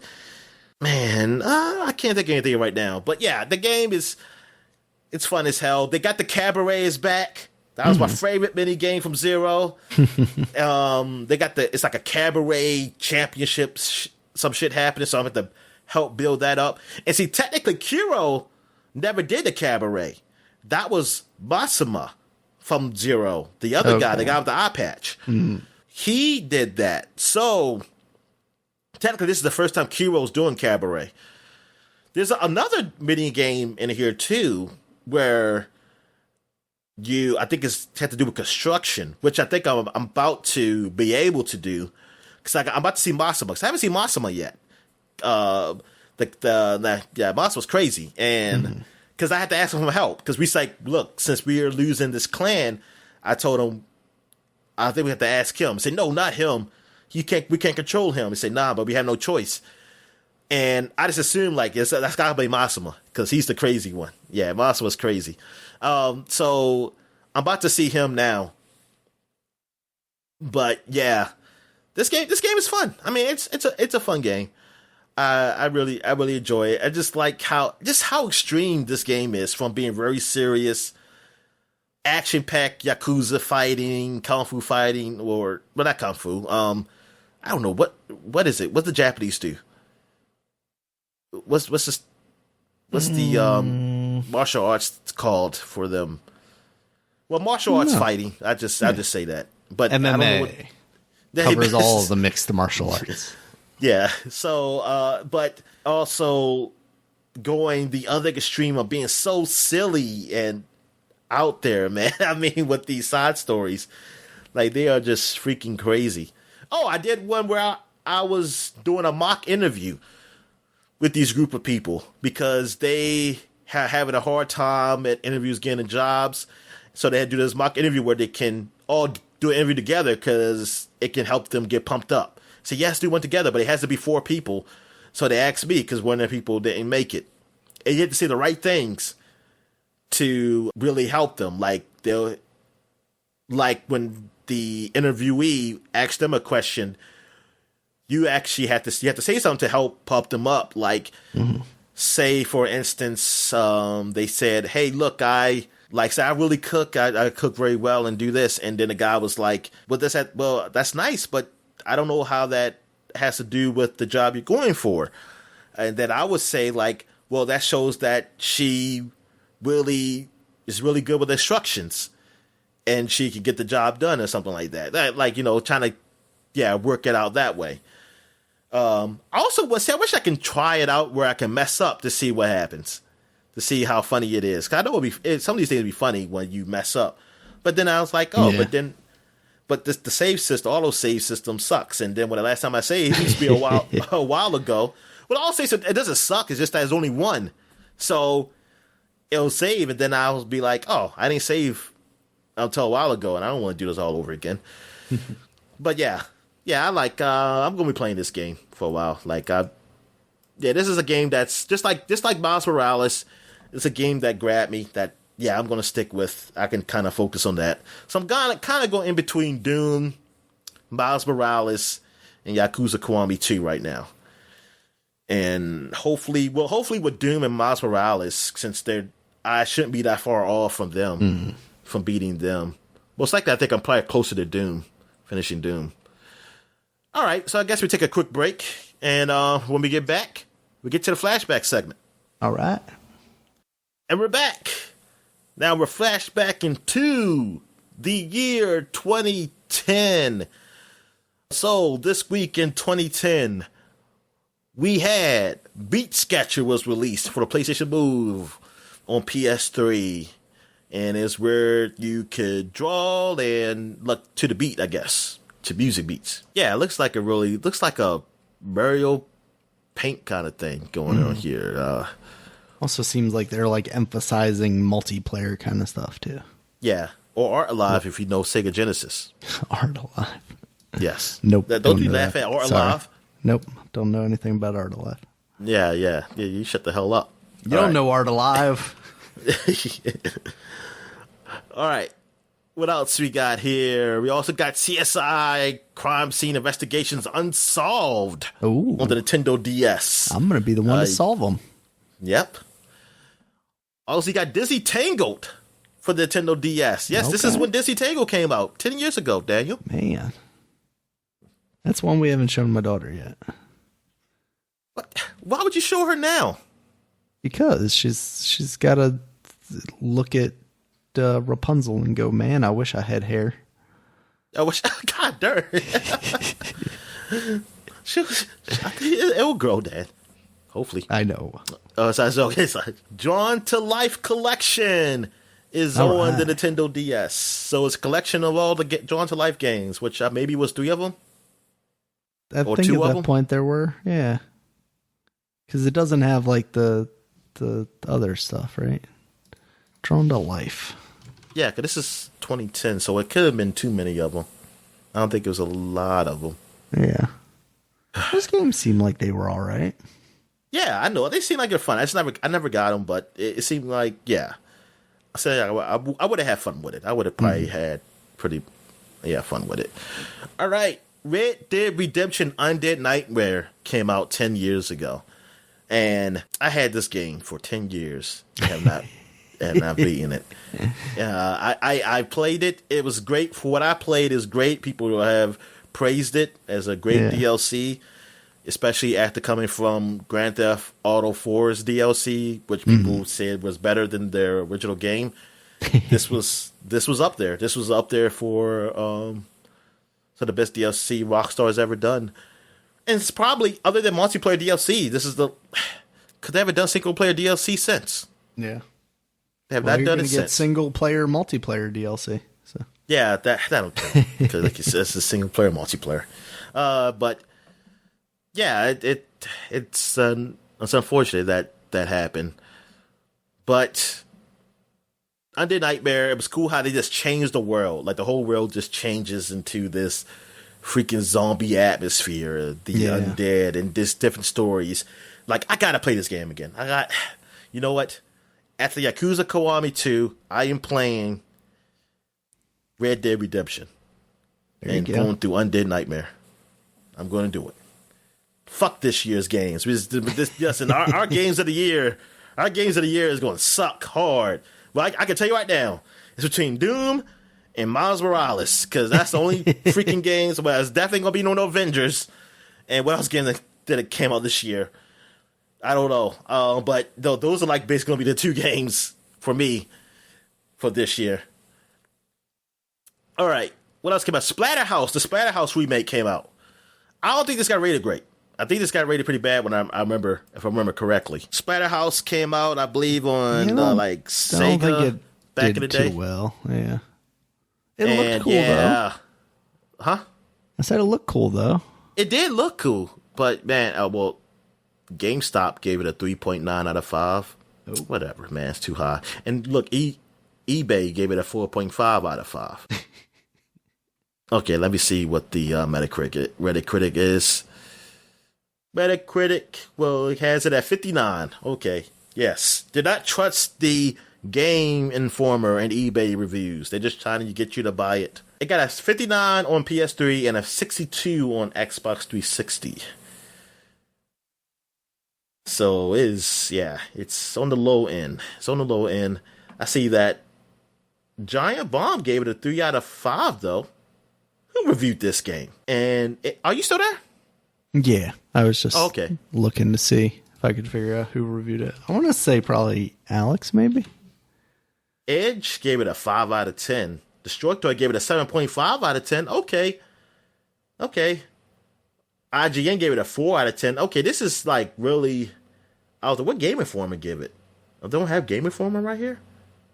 Nah, they don't have Game Informer on the Wikipedia page. I almost feel like they gave it a low review, but I'm not sure. But yeah, it's been... Joystick gave it a 2.5 stars. PlayStation Magazine, 3 out of 10. Yeah, this is something. Hell, I don't even think this is backwards compatible. I'm not even sure. On Xbox. They couldn't. It's got nudity in it, apparently. Oh. That's all I'm seeing. That don't mean they can be backwards compatible. Yes, it does. Yeah, keep that out of there. Besides The Witcher or something. What else we got here? The Deep Cave came out for the Xbox 360. I was thinking about Cave Story when I wrote this. Now that I'm saying it, I'm like, I don't know what this is. I was thinking of The Cave from Double Fine. As it turns out, neither of those are correct. The Deep Cave? What the hell is this thing? Deep Cave Galactic. Giant Bomb did talk about it. Oh, okay. Oh, this is like one of those indie games. Like the Xbox. It says it's whatever's. Like VVVVV or Super Meat Boy. Okay.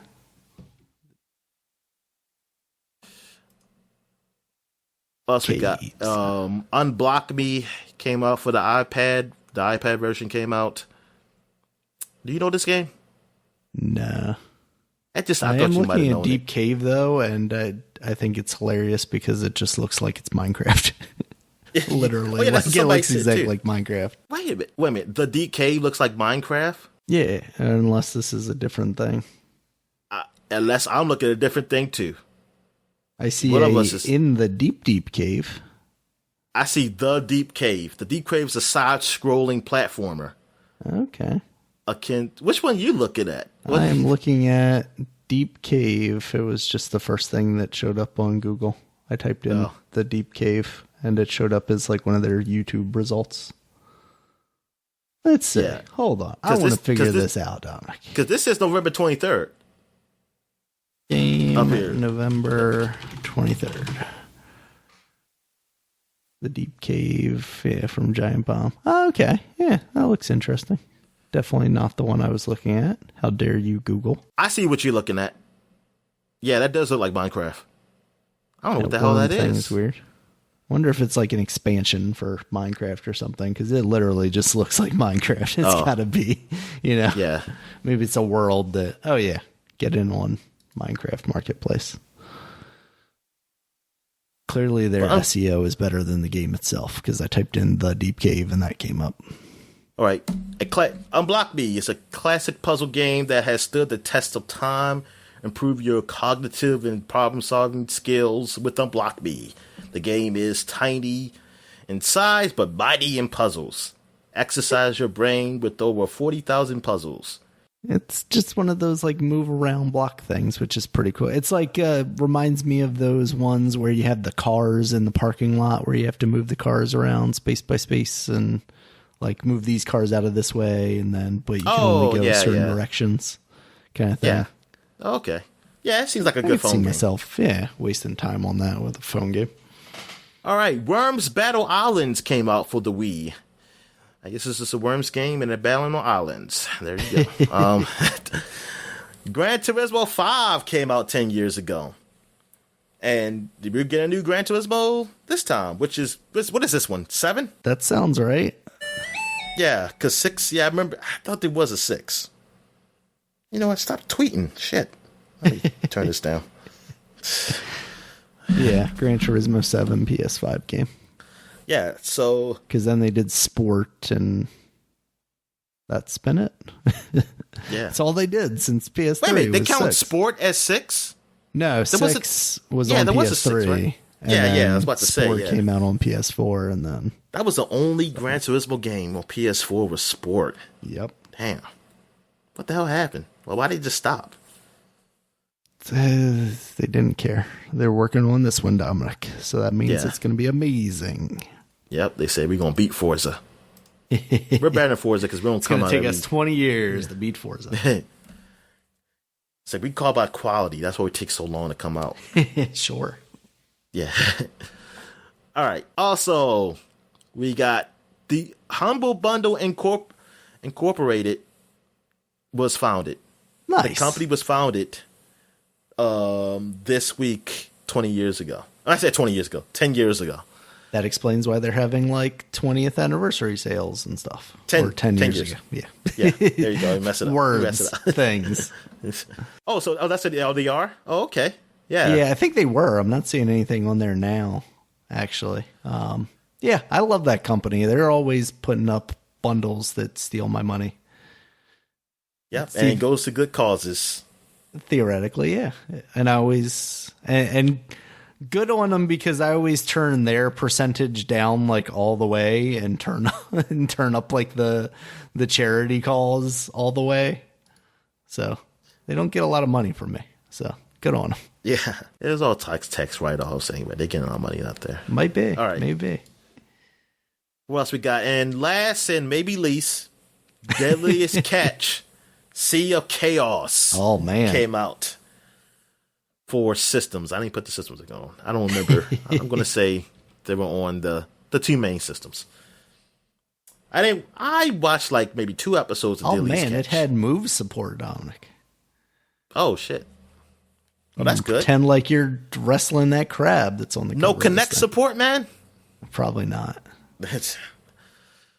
Nope. Yeah, I not on saw the cover one of with this the box. crabs.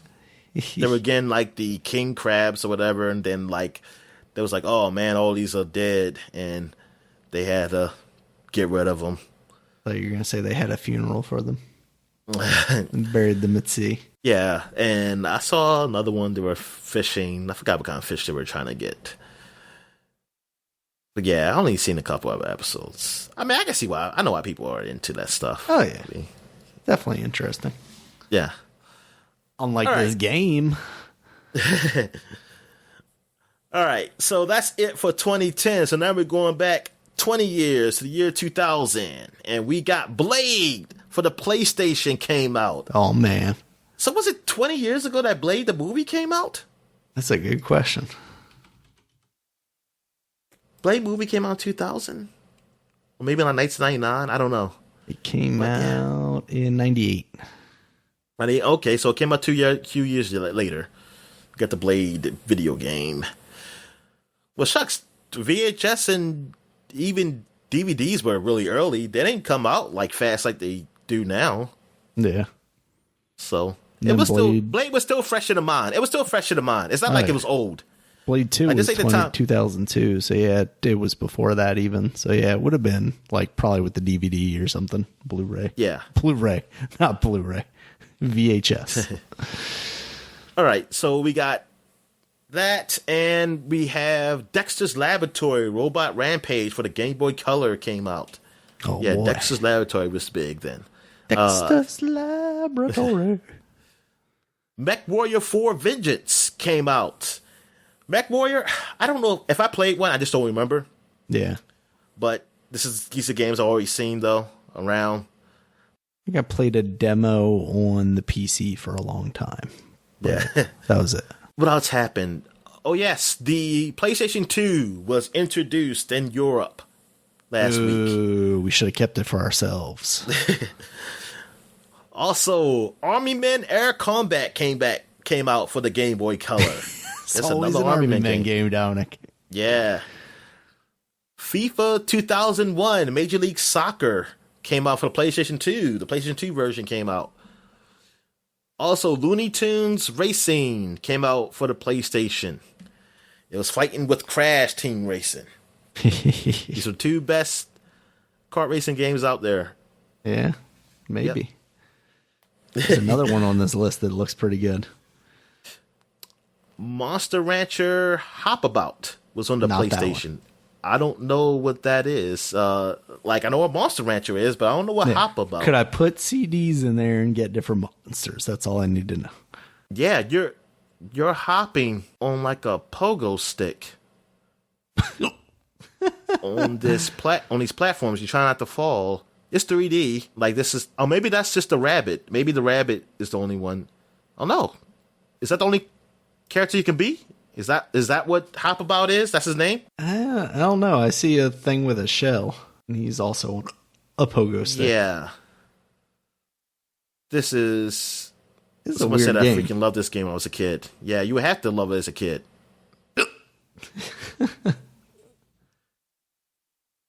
I'll see you play this. Yeah, spin-off of Wancher Rancher. Yeah, it looks like it's like you're in a platform, 3D platform. It's like 3D game, and you're on a platform, and you're kind of bouncing around. And I guess there's something to this. You don't just go to the end. Oh, maybe you do. I don't know. Is it timed? Is it a timer, I guess? Yeah, it's a timer. Yeah. There is a timer. So you're trying to get to the end of the level the fastest you can. Speedrun. That's where the community You know what? That should from. be on Speedrun game. Should be a speedrun of this. All right. So what else we got here? We got Racing Rats for the Game Boy Color. There's the other racing game, Dominic. That's the top tier one right there. Your Rats Racing, I guess. Also, you have Star Wars Demolition for the Dreamcast version was released. We mentioned this before, I think the PlayStation version. And you also got Scooby-Doo Classic Creep Capers on the Nintendo 64. Oh, that's it. That was it for the year 2000. Man. And I got a couple other ones that are like, 25 years old? Yeah. We got Worms. It's just the 25th anniversary of Worms. It came out in 1995 on DOS, the DOS version. I don't know, was this the first version? Was there an arcade version of Worms? I don't think so. I think the DOS version was the first version. Yeah. So, yeah, it's been 25 years. Yeah, I remember playing that over my buddy's house, and yeah, Worms was the shit at the time because you could play local multiplayer on the PC, and I didn't have a PC, and I thought having a PC was so cool. Also, ASCII Entertainment Software was founded. Are they the ones that make all the cool ASCII art at the top of facts on Game Facts? Yeah. I'm looking at their Moby Games entry here. We got RPG Maker, Fighter Maker, Backstreet Billiards, R-Types, Persona. That can't be the Persona I'm thinking of. Okay. Atlas, first person, Bird's Eye. Group of high school students decide to play a ritual-like game called Persona. Unexpectedly, they are knocked unconscious and have a vision of a mysterious being called Philemon, who bestows upon them ability to call powerful creatures known as Persona. Oh yeah, this is Persona. They worked on Persona in some form or fashion. Check them out. So darn. So yeah, they started 25 years ago. Last but not least is David Crane's A Boy and His Blob. Came out for the Nintendo version, was released in Japan. Oh boy. Trouble on Blobolonia. Okay. Blobolonia. Trouble on Blobolonia. I always thought that new version of the game looked cool. Did you ever play that? The new one? No. Yeah. I thought you did. Dude, I'm getting confused with it. I'm thinking about Max, I think. Yeah. What was that? Max and what? The giant crayon or something? No, not the giant crayon. That was the Xbox game. It was on Xbox. Yeah. I forgot what that was called. Curse of the Brotherhood. It is called Curse of the Brotherhood? Yeah. Okay. The Curse of Brotherhood. That's what happens when you have a brother, Dominic. Yeah, Curse of Brother. Yeah, I was about to say, is that Curse of the Brother? Like, it's almost... The Brotherhood. He's the Templar now, Dominic. Yeah. All right, so that's it for the flashback segment. It's getting a little tame because the holidays are coming around. Usually, the meat of the games have come out in the middle of November, and now we're near the end of November. So we're coming down, and we are near the end of November. So next week will be December. Yeah. I'll be starting a new month. Craziness. So we'll take a quick break. When we get back, we get into the gaming news. All right. And we're back. Let's get into the gaming news. What we got, Dan? All right, Dominic. This week we found out that Cuphead's The Delicious Last Course DLC has once again been delayed, this time out of 2020. Last year. Damn, I didn't even know about. I mean, we forgot if I heard about it. this, I just did. I don't remember. I just don't remember anything about it about last this. year because it had been delayed out of 2019. It's the one where you get to play as Miss Chalice. Oh, I thought that already came out. Nope, it just didn't get talked about because it went away and still hasn't come out. Developer came out and put an easy mode in there too. Damn it, they need to. They put baby mode. Get past that dragon. Let me float over all pits and never die from falling into things. Yeah, it's like I think I beat him. I think I'm sure I forgot what it was. Was it the frog? I think the frogs.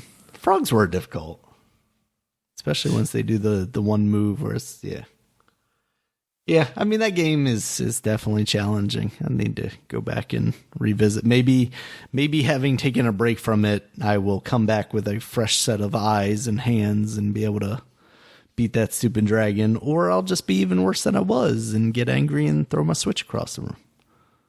We'll see how that goes. But yeah, I'm looking forward to that. I can't remember if it's supposed to be free DLC or not. If it's free DLC, which I want to say it is, then hell yeah, I'm all about it. Give me a reason to go back to that game. If not, we'll see how I feel about the game by the time it comes out. I love that game, art wise. The level of difficulty is a little high for me though. I mean, I like the bosses. I mean, I'm okay with it. It was difficult, fine. I kind of wish it was just bosses and not the platforming stuff. Yeah, some of that definitely feels like not as well thought out as the bosses. Like the bosses are like so pitch perfect that the run and gun stuff is more like, you added these in to appease people. Yeah, I was one of them. Because me too. Yeah. But now that I know what the game is, being as though I never played the game, I'm like, I see what they were going for here. And it's kind of okay to be that. This is not like, this isn't a Mario. Like, I'm thinking of like a normal platformer. Right. And I'm like, how you want to have just the bosses and not the platforming? But now I'm like, this wasn't meant to be. I mean, that it started out to be just a normal platformer where you can jump up and just collect shit. Like in Mario or Sonic or anything like that. So it just looks cute like one, but that's not what it is. So yeah. But the game is great. The game is great. Definitely. All right, Dominic, and some other news. There was some stuff out there coming out of Digital Foundry, of course, being a great source of comparisons and, research into why things look the way they do. It was found out that there was some games that didn't quite run up to par on the Xbox Series X as they do on the PS5. Now, we know that the Xbox Series X is deja vu on paper more powerful, though. So there's some questionable stuff here. What's happening?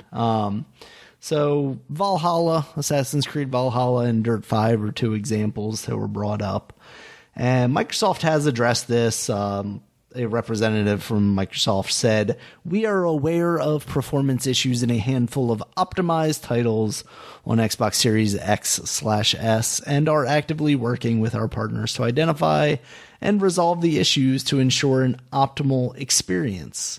As we begin a new console generation, our partners are just now scratching the surface of what next-gen consoles can do, and minor bug fixes are expected as they learn how to take full advantage of our new platform. We are eager to continue working with developers to further explore the capabilities of Xbox Series X/S in the future. It's them having to put the system out when they put it out. Microsoft could have waited until developers really got their hands on it to have all the stuff optimized, but there's a timetable. Yeah. There's a timetable, and they wanted to put these systems out roughly around, at least close to what a PlayStation 5 was, or at least this holiday season. Well, this is holiday season, I should say. So they know the competition is going to do it, or or vice versa. I mean, so they was like, we got to come out this holiday season. Like, that was the timeline for them, and so they took that chance, and. Yeah, I mean, the patches will come for some of these games. Luckily for them, we're in an age where you can patch that stuff and, hopefully prove that you're a more powerful console. It's a bad first look, though, but at the same time... It is a bad first look. It is a bad first look. I mean, this is what happened with the Xbox One, but that was worse because you cost more. Yeah. And you had less powerful system. Yeah, I mean, at least in this case... You theoretically have a more powerful system, so it's just about harnessing that power. So you got to get those developers back in there, fix that stuff, because you can't say, hey, we have a more powerful hardware and then put out games that aren't running as well. Yeah, because then it doesn't matter. Yeah. At that point, it don't matter.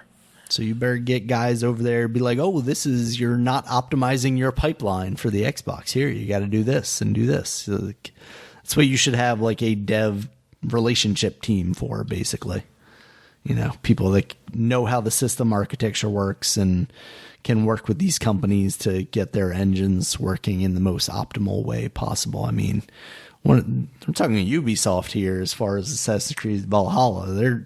They're working on everything. So you gotta point them in the right direction and say, hey guys, we need you to work on our system a little more. Maybe grease those palms a little bit, Dominic.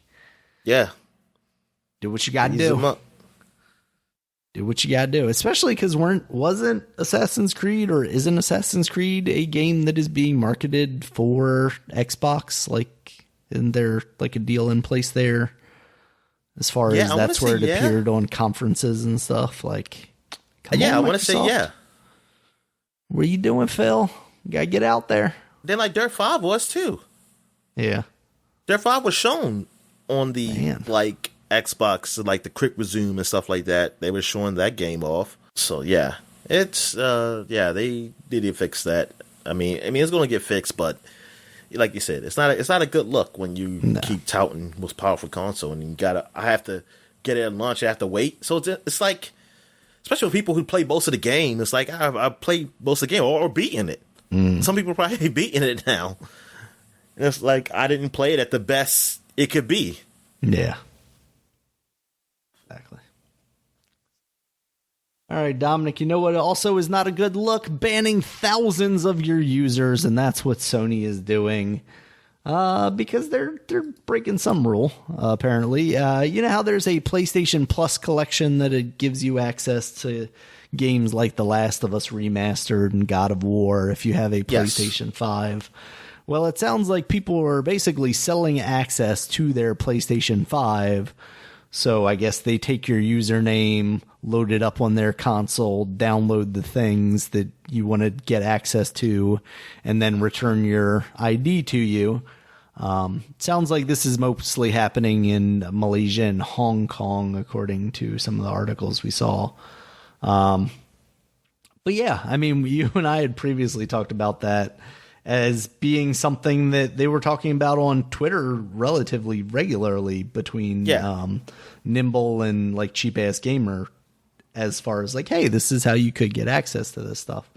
I think it gets, of course, messy when you're talking about selling access. You know, like you and I, like if you had picked up a PlayStation 5, like, hey, can you log in under my name and get these games for me? I don't think, you know, Sony's going to blink an eye at that. They might frown upon it, but I don't think they're going to, you know, hunt me down and execute me or anything for it. But yeah, when you start to get into the business of doing this, it sort of makes sense that they, well, it doesn't sort of make sense. It makes sense why they would go after these accounts. Yeah, you're really exploiting it to and profiting off of it. I mean, that's the thing. Like you got a little nasty with it, man. You got a little nasty with it, and so yeah, there's really no problem with that. I don't see no problem with that. I mean, hey, and it sounds like from what you were telling me that a lot of these may be just temporary bans too. So, but surprisingly lenient from Sony. Exactly, because they're still future customers. Yeah, no, I'm wrong. Everybody's a future customer, Dominic. Even Nazis buy shoes. Isn't that what Michael Jordan says? They're Nazis. I don't think he said Nazis. unless you kind of say Republicans are just Nazis. I would not say that. Just, you know, some people. They're good people on both sides or something, Dominic. Yeah. Mortal Kombat 11 is getting some additional DLC here that is not included in the Ultimate Edition. So, you know, always got to find another way to. So we got to wait for the Super Mega Ultimate Edition. Exactly. I mean, all these fighting games do this, and it's just like, I don't want to say it's a slap in the face because like it's not a huge deal, but like when you do it so close after you release like the Ultimate Edition. Like, it's come on. But this one is going to be a classic MK movie pack. It's going to have 3 of the stars of the original Mortal Kombat movie, including Sonya, who was Bridget Wilson, Johnny Cage, who was Lyndon Ashby, and Raiden, who was Christopher Lambert. Yeah, Beowulf. Yeah. So they're going to have all of them, their likenesses, as well as their voices in there. Yeah, I'm surprised they got the voices. That's what I didn't know. Yeah. So now you're going to have someone better than Ronda Rousey as Sonya Blade in there. So that's exciting. I saw somebody say, I think it was in the Game Informer comments, that apparently the actor that played Kano has passed away. So that's unfortunate. What about Luke Cage? I said Luke Cage. No, I said Luke Cage. I said Luke Kang? Johnny Cage. No, not Luke Kang. Yeah. I think I was thinking of Johnny Cage and Luke Cage. I did not see anybody mention him. But yeah, I mean, at this point, like, just get everybody that you can from those movies, right? Like, that would be cool. He's in the next pack, isn't he? That's what Probably. It is. It's a classic pack movie. This is a classic MK movie pack too. I just want a Scorpion where you see like the really bad CG spear coming out of his hand. That's what I want. And Reptile. Yeah. And Plastic Suit Goro. I want all that stuff. That'd be great. Yeah. And then I don't know who was in the second movie, but get those in there too. Did you see the second movie? I'm sure at some point I did, but it's been so long it was horrible. And it didn't, leave an impression on me the same way that first movie exactly. did. I remember Jax. Mm-hmm. I remember the end when there was that CG fight with dragons. Oh, really? I mean, Liu Kang turned to a dragon, and then he fought somebody else who was a dragon. Interesting. Like Shang Tsung still, maybe? Nah, Shang Tsung was supposed to be gone. I thought it was... Shao Kahn was in that one, right? Shao Kahn. Yeah. Because you saw him at the end. Because he bust out. Like, I think I have more fond memories of the television show that came on after WCW than I didn't watch it that much. Was it WCW or did it come on like Saturday mornings after like it was WWF Saturday. You were right. Okay. Well, you said WCW, right? You talking about like Saturday WCW? I can't remember. Because I think it was because WCW used to have those shows that come on Saturdays, and I want to say it came on after that. Okay, maybe that's what it was. I was just thinking like it was a USA show for some reason, so I was thinking it had to be a WWF thing. Maybe I'm confusing it because there was also the cartoon, and maybe that was the USA property. Oh, I want all cartoon. these, Dominic. I need all this sweet Mortal Kombat content. Maybe one of these is on a streaming service somewhere. Is there a TBS or TNT app? How much it costs for them just to lock everything for me, so I don't have to freaking get it? It's probably like the Dead or Alive number where it's like $10 trillion. No, it's probably. I mean, I would guess at least right now. Oh, are you saying like unlock it in the game as well, so you don't have to? Yeah, because it's just ridiculous that I have to go through all this shit just to unlock those costumes. Yeah, I mean that's the problem, right? Is like you get access to all this, and then you're like, oh shit. Also, you gotta then like find it in the crypt and all this stuff. It's not even just a crypt. It's like you got to do certain things in the game. Towers and stuff like that. Oh my god. Yeah, because I remember playing as Blood Lady. What's her name? Crimson, Red, Scarlet, and going like, oh, that's the coolest mask. Like, how do I get that? Oh, I got to do like tag team challenge towers or something. And I'm like, oh, God, I'm not gonna do this, probably. So, yeah. Yep. Mortal Kombat, Dominic, they got to find a better way to give me access to all this stuff. And I don't necessarily think that, well, honestly, at this point, it's kind of like, maybe paying would be the easiest way where it's like, oh, yeah, just let me pay $20 and just unlock everything for me to use. There used to be a time, Dominic, where I valued money more than time, but now it is the other way around, and I probably would give them, $10 to $15 to $20 to just be like, hey, that's the way I want this character to look. Let me unlock all of those pieces. And that's sad because I remember criticizing the olds, Dominic, who value time over money. Yeah. And now here I am becoming one of the olds. Here we are. Yep. But because we're playing so many games too. That's true. Like you don't have it's like even if you have time, it's like really you don't, because especially if you're a person who you play other games. Yeah, I can see like, hey man, this is my game I'm playing all the time. But nah, it's like I want to play it, but damn it, I want to lock those costumes, and I'm not going to spend that much time trying to unlock all the costumes for this character. Yeah, I got other characters to do too. Exactly. Yep. So, someone has a solution for that, Dominic, and that team is the Epic team at Fortnite.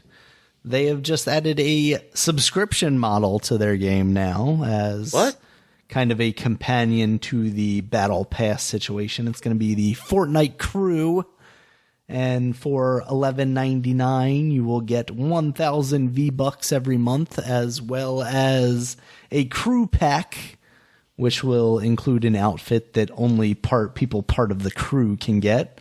And it also gives you access to the Battle Pass. So it seems like this is maybe not that bad a situation. That's going to start on December 2nd. It's going to create more bullying because people going to be like, oh, you're poor because you ain't got the crew. You ain't part of the crew. Pretty much. Yeah, so it sounds like this Still is... parents' credit cards. They had actually put out a survey asking players about like what their feelings on a subscription model were. And this doesn't actually sound so bad. I mean, the Battle Pass alone was $10 each time. And that, and there's also ways of getting V-Bucks in the game. So it's almost like when I heard people talk about the Battle Passes, like you could you could pay for the Battle Pass through playing the Battle Pass, basically, as long as you didn't spend those V-Bucks elsewhere. Now there's also a thing, there was a battle bundle where it got you the Battle Pass plus 25 levels.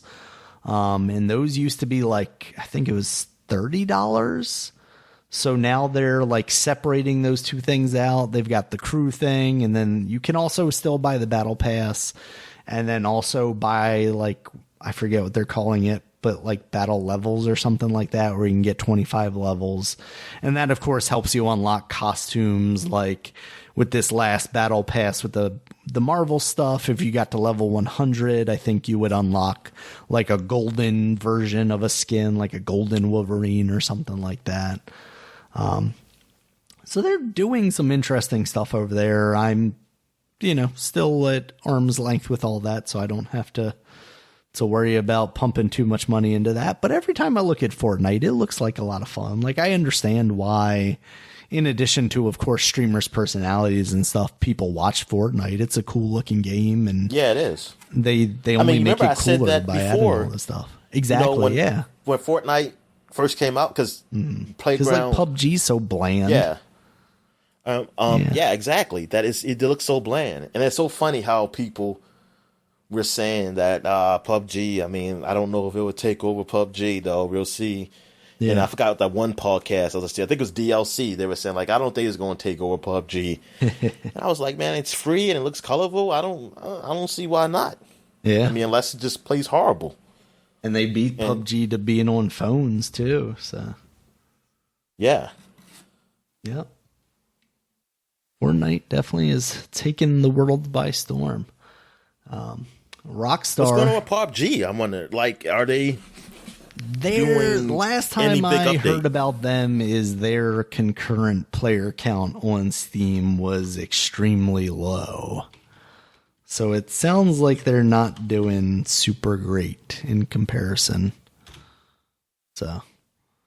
Yeah, it's funny because how Microsoft, I remember that E3 when Microsoft said we got PUBG coming.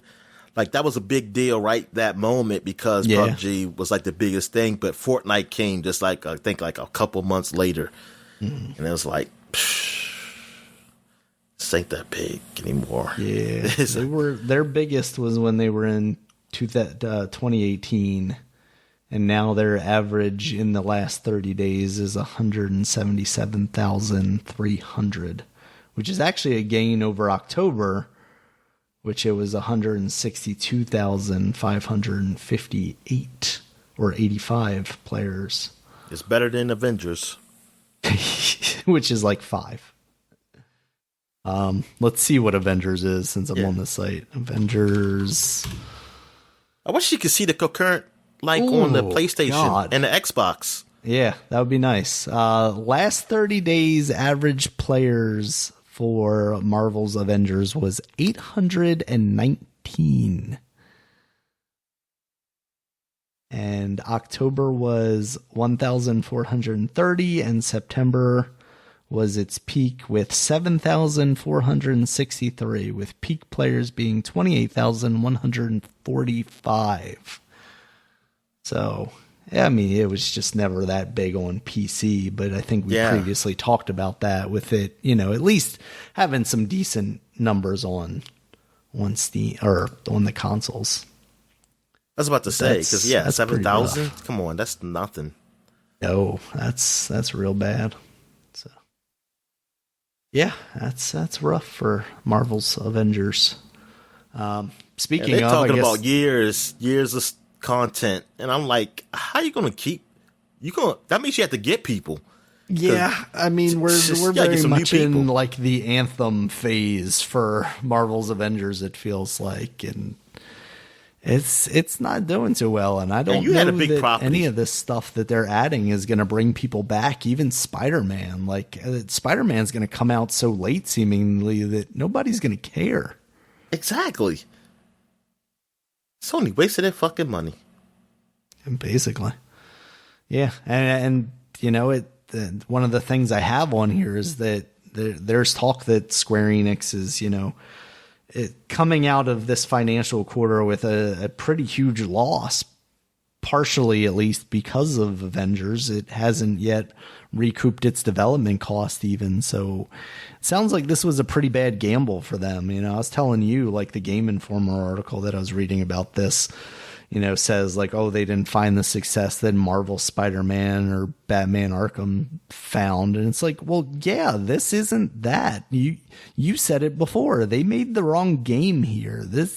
Nobody was asking for this to be a live service. No. You got this license and you didn't even you didn't take advantage of it, man. Like you went a direction that, I don't know. I guess you was when you first got the license, Destiny was huge, I guess, and you were like, yeah, let's make it like that. We'll make one of those. That just and then they probably saw Anthem come out and just absolutely fall on its face, and they're like, "Oh shit, we got to release it. What can we do to maybe make this better? Oh wait, we're already Avengers. We've got the Marvel name. Maybe we can coast on the back of Marvel Spider-Man." That just has not worked out for them. I mean, is it just the fundamental fact that it's a live service game and not something more focused, or is there more to I it think even that's than definitely live service, not really focused. The level designs aren't great. Mm-hmm. They're too samey. Yeah. You get bored really fast. Which is a death knell for something that you expect players to come back to day in and day out to do their daily challenges and whatever else. That's how I'm really mad at my friend buying this game. I'm like, why didn't you? Yo, you should have asked us if we were going to buy it. I would have told you, yo, these games, doesn't sound good, man. Doesn't sound good. Did he eventually play any of it? Has he played any? No. So still just... he's been focusing on... He's a teacher, and stuff, he's also going to grad school and stuff like that. Wow. So he's sort of busy. Yeah. But Darren, I'm thinking like, Darren, you could have just waited. It got cheaper. Yeah. I'm sure Black Friday, it was... I think I'd seen it for at least like 20, down to 20. So yeah, we all make those mistakes sometimes, or at least I do, Dominic. So yeah, you can't say anything about that. Mortal Kombat, I'm looking at you. We just talked about that before the podcast. So yeah, I guess we'll see. Yeah, Rockstar is going in a different direction with their online services. Red Dead Online, which clearly has not gotten the same level of player attention as Grand Theft Auto Online. Still got that game's still going strong. Oh yeah. I mean, Grand Theft Auto 5 is still going strong, so it's kind of hard to you're putting out a competing product pretty much. Yeah.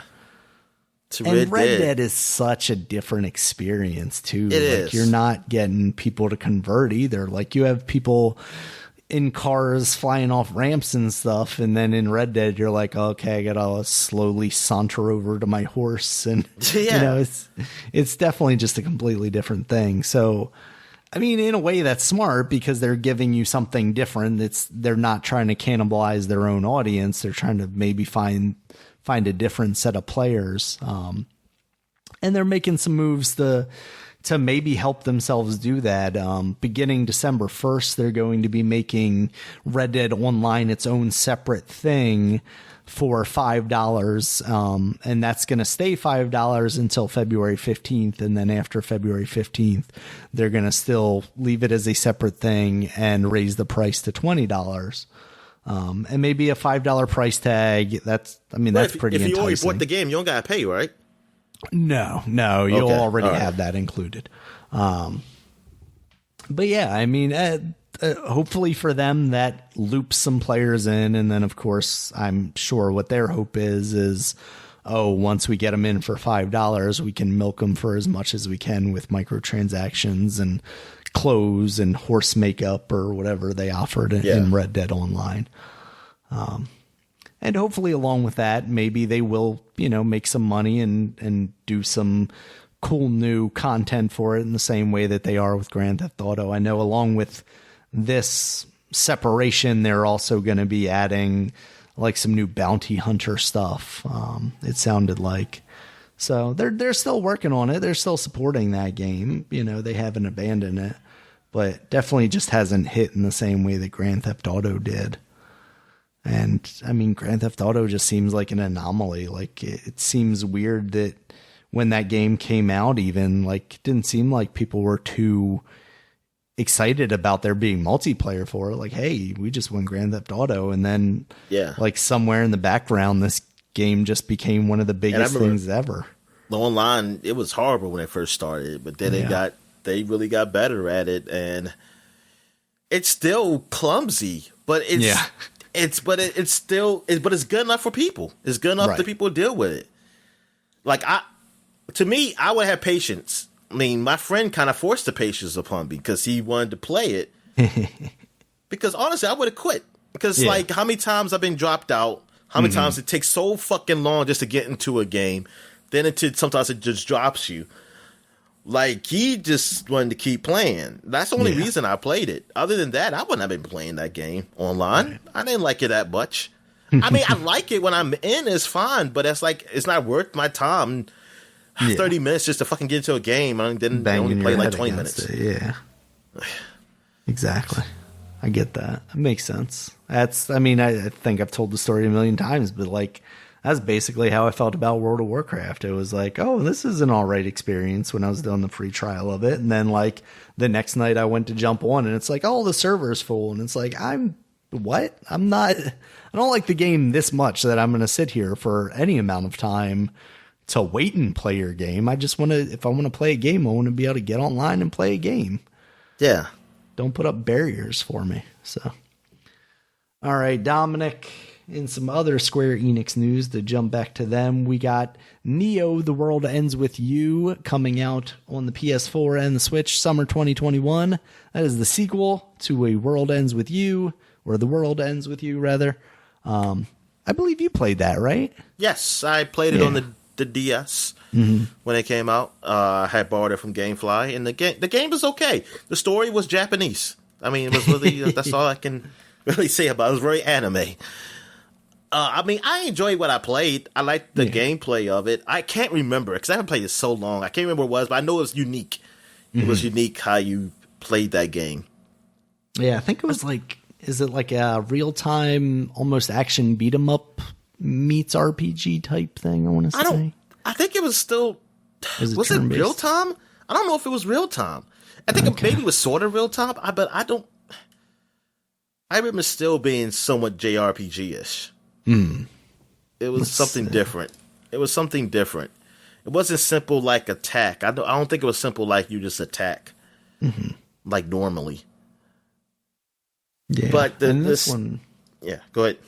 This one's gonna take place in a like full 3D world. The previous one was kind of top down and all anime flat kind of thing. So that's interesting.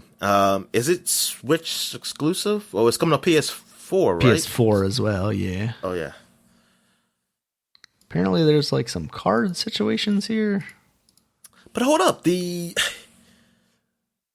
World Ends With You came out on the Switch. Did they come on PS4? The remake?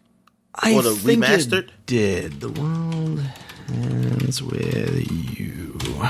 I don't want you to autocomplete. Thank you. It is available on the Switch, DS, Android, and iOS. So no, it looks like it didn't come out on the PS4. Which is a bit surprising, to be honest with you. Especially with the sequel coming out. But you know how they are sometimes, Dominic. These Square Enix companies, these Japanese companies, specifically Square Enix. So fucking weird sometimes. But yeah, I know people are very excited about that because there was a lot of love for The World Ends With You. So yeah, it was. Not me. I like the game, but I'm not into all that type of kind of Japanese like hippie hipster kind of thing. Yeah, like it seemed like it was going for it. It's some people they be into that. Yeah, but yeah. It was all right. It was all right game. Like that's like I said, the story was just it was weird. It was one of those weird stories, and that it's like they were in between. It's almost like a purgatory like place they were in the city. Like they could see people, but they were. It's like what the hell is this? But I still enjoyed the gameplay. Still only played. I mean, I'll see how this game this game sounds like. Like I do like it's in a 3D world. That's cool. Mm-hmm. But yeah, it looks good. And like their art style is really neat. It's very like comic booky with hard that's what I like for the first one and stuff. Yeah, That's what I like from the first one was the art style. I mean, I was still very much into Kingdom Hearts, so because it kind of looks like that Kingdom Hearts kind of style, but a little different, that I was like, oh yeah, that's why I was into it. But I think I was becoming more aware that, maybe I'm not into anime stories as I used to thought I was. Yeah. All right, Dominic, and some other Square Enix news. This is good news. They are going to make it so that all the people that are working remotely who are eligible to work remotely, I guess, people that physically need to be in a place, obviously they can't be, which equates to roughly 80% of their staff. They're going to make it permanent that they can work from home. Apparently the company realized that this has increased creativity and morale because, people aren't stuck in a shitty office all day and can, wander around their house and do whatever they do at home. So that's cool. That's cool. It is. It's good to see companies, especially like Square Enix being, a primarily Japanese company. And it seems like the Japanese companies have been more resistant to doing things like working from home. It's nice to see that there are companies that are starting to move in that direction. At the same time, like, it's so weird to think one of my sister-in-laws just started a job recently and her first day was working remotely. And like, for me, that I don't even know what that is. Like, that just seems like such a weird concept to me. I feel like I would be so lost not having some direction, basically. Like, I'm sure they're still instructing you in some way, shape, or form. They're not just, putting you online and saying, here you go. But I don't know, like, being a place and being able to go hands-on with something, to me, and having like a tangible is something that I kind of require, So we'll see what happens as the world moves all digital, Dominic. We're going to have like VR with like haptic feedback and you can feel like you're really there. Yeah. Yeah, that's a fucking scary thought. Yeah. All right. Did you see any other news before we get into things like the PlayStation Plus and Games for Gold stuff? Nah, man. Yeah, this is really all I've seen. Yeah, I mean, it's holiday for the US and, we're getting to the point where new consoles have already released. Games have already mostly released the big titles or, coming up on Cyberpunk here. But other than that, it's kind of all out there. What is this? The Pokemon teases 25th anniversary celebration in 2021. Ooh. This is during the Macy's Thanksgiving Day Parade. The Pokemon Company International revealed its 25th anniversary logo. They got Pikachu with his cheeks, one with the 2 and one with the 5. Oh, that just makes me feel uncomfortable. Don't carve his cheeks up into numbers. And accompanied by a Pikachu parade balloon and a dance troupe of Pikachu and trainers performed. Yeah, I didn't watch I haven't watched the Macy's Day Parade in a while, but I knew it was like this was like the virtual parade, I guess. But it was still just like no crowd was there. Mm-hmm. They still had a parade and entertainers. I saw the fanny pack rock balloon. I'm still not sure if that's a real thing or not. I just keep seeing the same picture, so I'm like, is this photoshopped? Like, I mean, it would be funny if it was real, but I just don't trust that it is real. This is the internet. I can't trust anything, Dominic. They did the instrumental version of Gotta Catch 'Em All. Oh, there we go. They said, while we already know that new Pokemon Snap is coming to Switch at some time in the future, it's likely we'll learn more about what's next for the Pokemon franchise beyond that, with the series' original Japanese launch happening on February 27th, 1996. The Pokemon Company International dubbed February 27th Pokemon Day and has a tradition of holding special events on that day. Yeah. Now we're talking, Dominic. Yeah, there was also some stuff about like a Nintendo leak and maybe that there was going to be a second gen Pokemon remaster, like the same way they did Pokemon Go, Pikachu, and Eevee, but for the second generation. So that would be cool. They went like full on and used the new engine and stuff like that. Good. Someone said, I love a Pokemon collection. Re-release all the Game Boy Advance and DS games on Switch. I mean, just make them available through your online thing. Don't re-release them as a package that I'm going to have to pay for, please. Yeah, limited time, Daniel. Yeah, let's get these. Well, I mean, there's already like talk of a Zelda one that they're doing like that, so I don't know. Like, I will, of course, buy that because, of course, I will. Especially if they include Wind Waker. I mean, that's really what I want to replay nowadays. Because like, if it's a pack with like Twilight Princess, like, fuck off. I don't care. Like, maybe I'll try it out just to see how the I know I'm not going to play that again. But yeah, I'm not going to put any real time into it. But Wind Waker, I would absolutely play again, possibly from start to finish. But and then we'll see. They had to include the Zelda CD-ROM game. I mean, they got to include that in there. You know, I wonder, like, if they distance themselves from that so much because they don't have, like, the license to it in some sort of way, or if it's just because it's absolutely trash and, you know, they just don't want to be associated. You got to accept it. Just accept it. Exactly. I mean, it's part of the timeline, Dominic. Embrace it. Come on. Just, you got to go over the top with it. Just, like, remaster it, but, like, make it even more over the top. Do, like, full motion video or something. Like, sure, just make it the most absurd thing possible. Now, see, I would get a cease and desist if I did it, Dominic, but now I just want to, like, get a group of people together and do, like, a live action version of that. Because, like, it was a CD-ROM thing anyway, so it was kind of like, you know, not action oriented. Like, there were action parts between it, but you could do that like Mortal Kombat where you're, like, filming somebody on a green screen or whatever. Anyway. So, nothing else then, Dominic? All right. Nothing else. We got PlayStation Plus games for December, Dominic. We got Just Cause 4, Rocket Arena, EA's wonderful failure. Yeah. Well, we got that technically on Game Pass with the EA Play. Exactly. And we also got Worms Rumble, Dominic. You were talking about that as far as, what was it, the beta that it was in? Yeah. And talking about how, like, maybe it's not worth it at a price, but it was fun. Well, now here you go. You got the Rocket League equivalent. So they're doing a Rocket League. Yeah, exactly. They're doing a Rocket League equivalent with that game.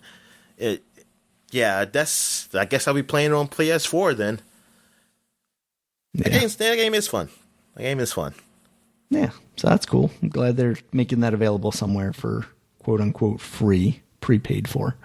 And then for Games for Gold for December, you have the Raven Remastered, which actually looks pretty cool. It's like an adventure style game, but like full 3D, kind of like one of the newer Sam & Max style games. Oh, okay. Not at all was what I was expecting it to be from the cover. The cover makes it look like a very dark, like horror type game. Yeah. I was pleasantly surprised. Looks very goofy, in fact. Bleed 2, which is like one of those kind of like precision platformer type high energy things. And Saints Row Get Out of Hell and Stacking. And that's the 360 version, games. Right? Yeah. What was the other one? Stacking, which is a Double Fine game. It was the Double like Fine Russian game. doll type thing. Yeah.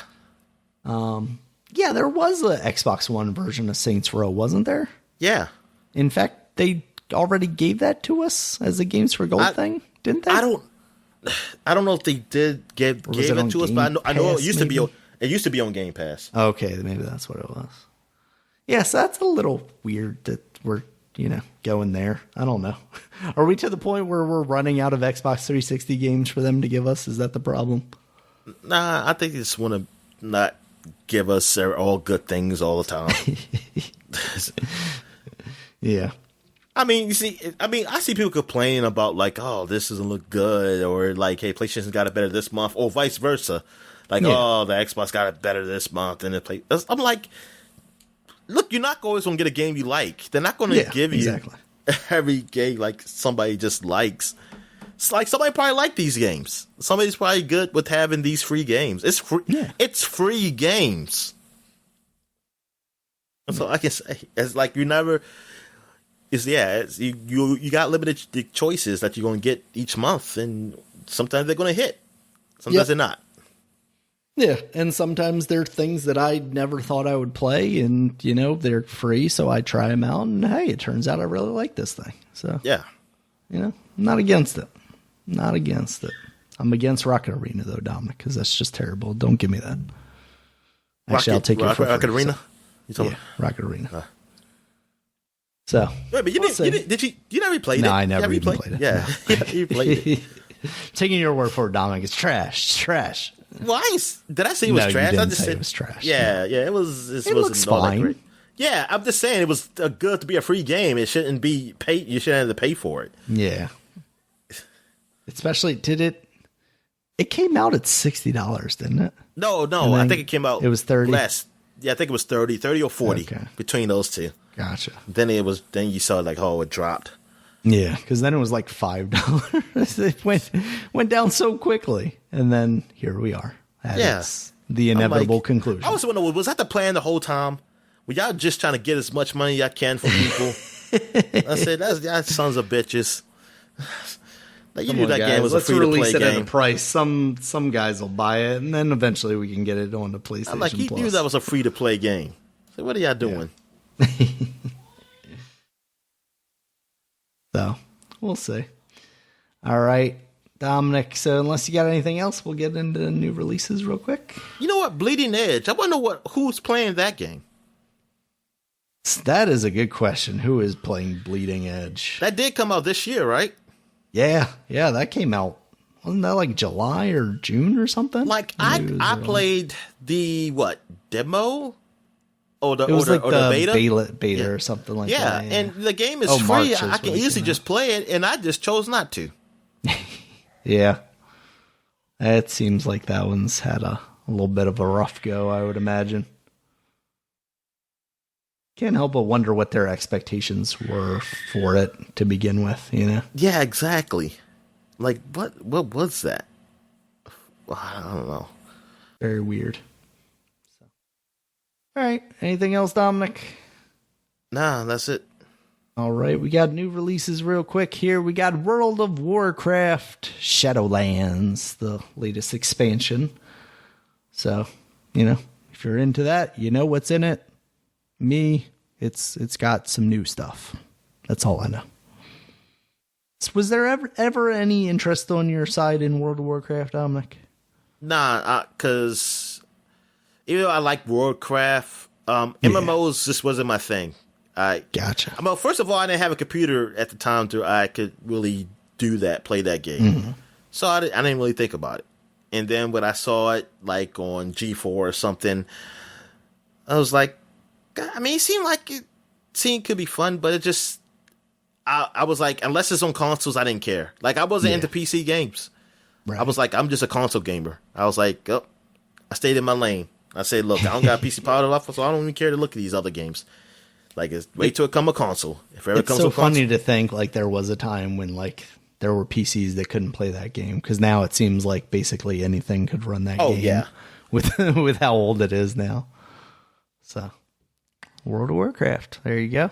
We also got Just Dance for the PS5 and Xbox Series X, so you can get your next gen Just Dance on. And we also got Warframe releasing on PS5. Let's just talk about the American Music Awards. Oh yeah, and I don't know, because I think she said, who was hosting? Taraji hosted it. I think it already happened, but yeah, it did. I think it was a couple weeks ago. I don't know none of these musicians. I mean, I might know some of the musicians, but I don't know none of these music that's out now. Like, I don't know any of this. Like, it would be no point in me watching it. I can't tell you what the latest, I might hear like a song pop up on Spotify if I have it like on radio instead of choosing something I'm specifically listening to. But yeah, it's like the music that I listen to. Now I understand my parents and why I listen to old ass music from my parents, because they weren't hip to the cool stuff. I'm looking at some of these characters from Bleeding Edge, Dominic, and there's some weird shit in this game. There's like a dolphin in a tank, but like a literal tank. I remember that. and there's a woman on a unicycle, but she's got like a blade front wheel motorcycle, and her legs are the shock. Okay, yeah, I'm just gonna stop looking at this. All right, Dominic, you got anything else for the week? Nah. All right, thank you guys as always for listening. You can check us out on Twitter. Dominic is at DStallworth5. I'm at RegulusMB. The podcast is at Supapod, Supapod. Supapod.com is the website. You can find links to all the places you can find us, as well as, you know, just the podcast. They're there. I don't know where I was going with that, Dominic. I got lost in it. There's also links to YouTube where you can find this podcast along with nice video game footage that Dominic records every week, usually somewhat related to whatever we're talking about. And like next week when he talks about the Flashback segment, magazine covers, he usually throws those in there as well, so you can follow along with us. So that's fun. And yeah, another place you can find us: iTunes, Stitcher, Google Podcasts, Spotify. And yeah, until next time, guys. See you later. All right, see you.